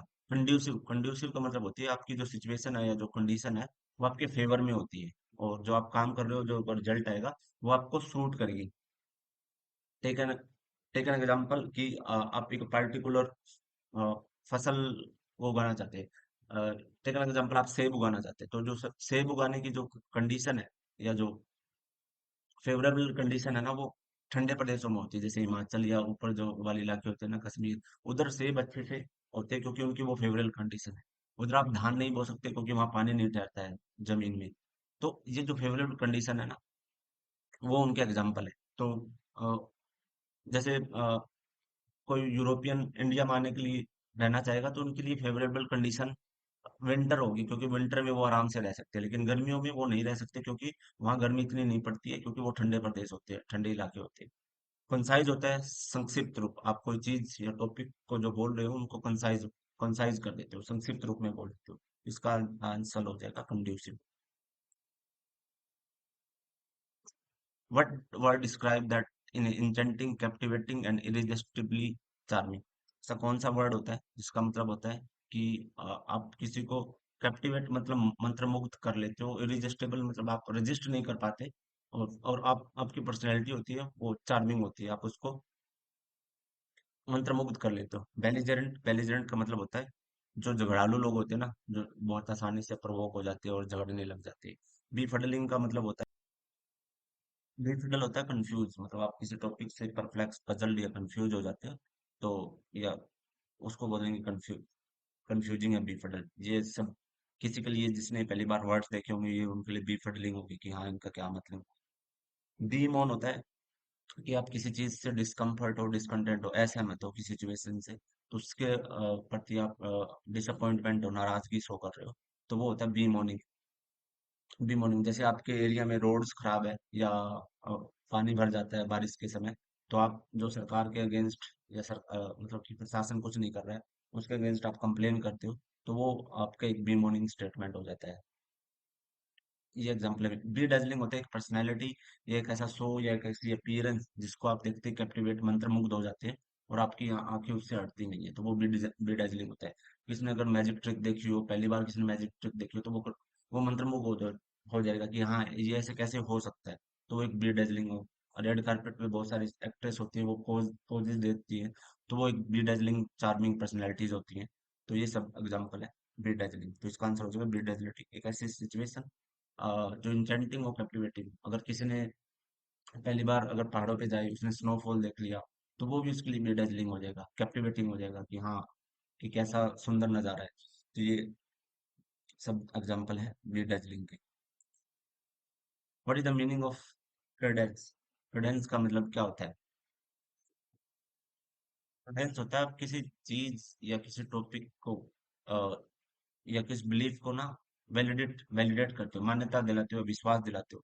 तो हड़प्पा संस्कृति थी या नहीं, अगर हमने खुदाई की वहां पे हमको जो रिमेन्स मिले, अवशेष मिले, तो जो अवशेष मिले ना वो एक क्रेडेंस, मान्यता देते हैं उसको कि हाँ हड़प्पा यहाँ पे कोई भी सभ्यता पहले रहा, और हाँ करती होगी, नाम हमने उसको अलग दिया लेकिन हाँ उससे हमको बिलीव मिलते हैं कि वैलिडेट करता है कि हाँ यहाँ कोई चीजें रहा करती होगी, तो ये होता है बिलीफ या Credence. Next, what term refer to the exchange of good or services without using money, typically through direct trade or negotiation? Bargain होता है कि आप नेगोशिएट करते हैं, जो आप कुछ चीज कर रहे होते हैं, आप जो चीज खरीद रहे होते हैं, वो आपको कम मोल भाव जो करते हैं ना उसको आप बार्गेन कहते हैं, मोल भाव सीधा। बैरोमीटर होता है एक ऐसा यंत्र जिससे आप प्रेशर, एयर जो प्रेशर होता है ना उसको माप सकते हो, तो बैरोमीटर। बार्टर, बार्टर एक ऐसा सिस्टम होता है वहां ना पैसे नहीं चलते हैं, वहां आपको जो चीजें खरीदनी हो, आप चीजों के बदले चीजें खरीद सकते हैं। तो ये अभी तो यूज नहीं होता क्योंकि हर देश में ऑलमोस्ट पैसा चलता है, लेकिन पुराने जमाने में जब पैसे नहीं हुआ करते थे, तो तब एंशियंट टाइम में पैसे नहीं हुआ करते थे, तब चीजों के बदले चीजें मिल जाती थी। जैसे किसी को चावल चाहिए तो उसके बदले वो दूसरे को मूंगफली दे देता था। तो ये सब एग्जांपल है बार्टर सिस्टम के। अभी तो बार्टर सिस्टम नहीं चलता है, पुराने जमाने में चलता है। वस्तु के बदले वस्तुएं जहाँ मिल जाती थी, वो बार्टर सिस्टम हो गया। बारकोड बारकोड जो आप जो स्कैन करते हो, और ये जो कोई भी बुक्स ऑनलाइन या आपने खरीदी है उस पे एक बारकोड बना है, वो ऑथेंटिक, ये साइंटिफिक टर्म है या कंप्यूटर की रिलेटेड टर्म है, तो बारकोड आपको पता होना चाहिए। What term refer to a mound or nest constructed by an ant as their habitat, often consisting of complex tunnel and chamber। जहाँ ना चींटियों का जो घर होता है ना, जो चींटियां जहाँ रहती है, उसको आप क्या कहेंगे? ठीक है, तो ये होता है आंट हिल। जहाँ चींटियां रहती है उसको आप आंट हिल कहते हैं। तो ये उनका एक कम्प्लेक्स है सिचुएशन, उसमें चैम्बर बनी होती है, टनल बनी होती है। तो आप इसकी कभी डॉक्यूमेंट्री देख लेना अगर पास कभी आपके जीवन में टाइम हो। वैसे सीधा याद रखो कि जहाँ चींटियां रहती है तो उसको क्या बोलते हैं, बी हाइव मतलब होता है छत्ता, मधुमक्खियों का छत्ता। तो बी हाइव। बरो बरो ये एक स्मॉल सा बिल होते हैं जहाँ मतलब कि जिसमें कुछ जानवर रहते हैं, स्पेशली जो खरगोश होते हैं ना, उनकी जो रहने की जगह होती है उनको आप बरो बोलते हैं। नेस्ट मतलब होता है नेस्ट मतलब होता है घोंसला, जहाँ पक्षी पक्षी रहते हैं। ये पक्षी रहते हैं, तो ये इसका आंसर हो जाएगा until. Next word. What word describe a feeling of experience that combine both happiness and sadness, often resulting from mix of positive and negative emotion। कि जो ऐसी कौन सी सिचुएशन होती है ना आपको ना, वो बहुत सारी जो फीलिंग होती है ना आपकी, जो मिक्स फीलिंग होती है, हैप्पीनेस और सैडनेस दोनों मिक्स फीलिंग होती है, एंड पॉजिटिव और नेगेटिव दोनों इमोशन दे सकते हैं, दे देते हैं आप। ब्लिसफुल होता है परम सुख। आपको जो परम सुख की प्राप्ति होती है, तो आपको जो सबसे ज्यादा आप खुश होते हैं ना, उसको आप ब्लिसफुल बोलते हैं। बिटर स्वीट इसका एग्जांपल हो जाएगा। जब आपके जो इमोशन होते हैं ना, वो सैडनेस और हैप्पीनेस दोनों के मिक्सड होती है। टेक एन एग्जांपल, आप एसएससी में सिलेक्ट हुए, सिलेक्शन लेने के बाद आप खुश हैं, लेकिन द वेरी वेरी मोमेंट आपको रियलाइज हुआ कि हाँ, मेरे को सिटी में मूव करना पड़ेगा, इसलिए आप खुश हो कि आप सिटी को एक्सप्लोर करेंगे। लेकिन आपको एक ये भी दुख है कि मेरे को अपने घर वालों से अलग होना पड़ेगा, मेरा होम टाउन छोड़ना पड़ेगा। तो ये एक बिटर स्वीट एक्सपीरियंस है। आप ग्रेजुएशन डे जिस दिन आपको डिग्री मिलती है, आपको पता है कि मैं ग्रेजुएट हो गया, मैं पास हो गया, तो आपकी अच्छी खुशी है। लेकिन आपको द वेरी मोमेंट आपको रियलाइज होता है कि मैं अपने दोस्तों को छोड़ दूंगा, ये मेरे दोस्त साथ नहीं रहेंगे, मेरा एक्सपीरियंस चला जाएगा या इनके साथ का। तो आप थोड़ा परेशान भी हो जाते हैं। तो ये मिक्सड फीलिंग होती है बिटर स्वीट। bewildered होता है कंफ्यूज, और banter होता है जो आप आपस में बैठ के जो एमिकेबल मतलब फ्रेंडली तरीके से एक दूसरे का जोक उड़ाते हो, विटी बातें करते हो, और जो मजाक बनाते हो एक दूसरे का। तो ये आप लंच ब्रेक पे सारे कलीग मिलके किसी का मजाक बना रहे हैं, 5-10 लोग दोस्त इकट्ठा होके एक दूसरे के साथ मजाक उठा रहे हैं, जो टांग खींच के मजाक बनाते हैं ना, ये एक मतलब जो फीलिंग होती है, जो कन्वर्सेशन होता है ना, उसको आप बैंटर बोलते हो। What is instrument used to measure wind speed and direction is commonly used in weather monitoring। Wind speed जिससे मॉनिटर की जाती है ना, उस इंस्ट्रूमेंट को आप क्या बोलेंगे? तो एनेमोमीटर। एनेमोमीटर ऐसा इंस्ट्रूमेंट है जिससे विंड स्पीड और डायरेक्शन है उसको मेजर किया जाता है। बैरोमीटर जिसमें एटमॉस्फेरिक प्रेशर, थर्मोमीटर जिससे टेम्परेचर, हाइग्रोमीटर हाइग्रोमीटर आपकी ह्यूमिडिटी को मापता है। तो इसका आंसर ये हो जाएगा anemometer. Next. What is the main point of problem? और एक जो मेन जो एक टॉपिक है, एक जो पॉइंट है, प्रॉब्लम है, उसका मेन पॉइंट क्या होता है, उसको आप क्या कहेंगे? तो क्रक्स होता है, मुद्दा। मुद्दे को कहेंगे कि मुद्दा क्या है, टॉपिक का मुद्दा क्या है, उसको आप क्रक्स बोलेंगे। ये होता है मुद्दा। बहुत सारी ऐसी इश्यूज होते हैं देश में, तो आप उनको रिलेट कर सकते हो कि जो इंडिया की जो पॉपुलेशन है ना, वो उनका कारण है कि वो क्रक्स है, मुद्दा है टॉपिक का। कि हमने एनालाइज किया कि बहुत सारी जो जितने भी सिचुएशन है, प्रॉब्लम है, जैसे करप्शन है, या बहुत सारी रिसोर्सेज को हम यूटिलाइज कर रहे हैं, उनका मुद्दा हम कह सकते हैं कि गरीबी है, उन पे हम देखभाल नहीं कर पा रहे पर्टिकुलर सिचुएशन या रीजन की। तो आप कह सकते हैं कि जो देश की पॉपुलेशन है ना, ओवर पॉपुलेशन, ये एक रीजन है। चर्ण मतलब कि आप जो लिक्विड को, अगर आप उसको गोल गोल स्टीर करते हैं या घुमाते हैं, उसके बाद जो साउंड आती है ना, उसको आप चर्ण बोलते हैं। कन्फर, कन्फर होता है आप किसी से मतलब कुछ निर्णय लेने से पहले आप आपस में जो डिस्कस कर रहे होते हैं ना, तो वो होता है कन्फर्म। दो पॉलिटिकल पार्टी है, और अब ये नहीं कि दोनों पॉलिटिकल पार्टी से कोई एक सीएम ही बनेगा, दोनों सीएम नहीं बन सकते, तो वो आपस में डिसाइड करती है कि हम सीएम फेस किसको नॉमिनेट करें। तो उन्होंने जो आपस में डिस्कशन किया, उसको आप कन्फर बोलेंगे। साइफर ऐसा व्यक्ति होता है जो पीस ऑफ कोड या इंफॉर्मेशन होती है ना, उसको लिखता है और डी कोड उनको एक कोडेड लैंग्वेज में लिख देता है। उनका एक मीनिंग होता है, मीनिंगफुल वे में उसको लिख देता है, तो वो होता है cipher. Next, which words refer to animal that primarily eats meat. जैसे कौन सा एनिमल है जो, या ऐसे कौन से एनिमल्स होते हैं जो प्राइमरली मांस खाते हैं, उनका मेन जो भोजन होता है वो मांस होता है, तो ये हो गया मांसाहारी। कार्निवोर, हर्बीवोर जो शाकाहारी होते हैं। कैनिबल जो अपना इंडिविजुअल को खा जाते हैं, ह्यूमन फ्लैश या ह्यूमन के मांस को खाते हैं। ओमनीवोर जो कार्निवोर हर्बीवोर मतलब दोनों होते हैं। कुछ ऐसे लोग आपने देखे होंगे जो शाकाहारी भी होते हैं, मांसाहारी भी होते हैं, तो उनको आप ओमनीवोर बोलेंगे, तो इसका आंसर हो जाएगा कार्निवोर। तो ये था आज के लेक्चर के लिए। Thanks for watching guys. Any suggestion please do comment. Thank you for watching.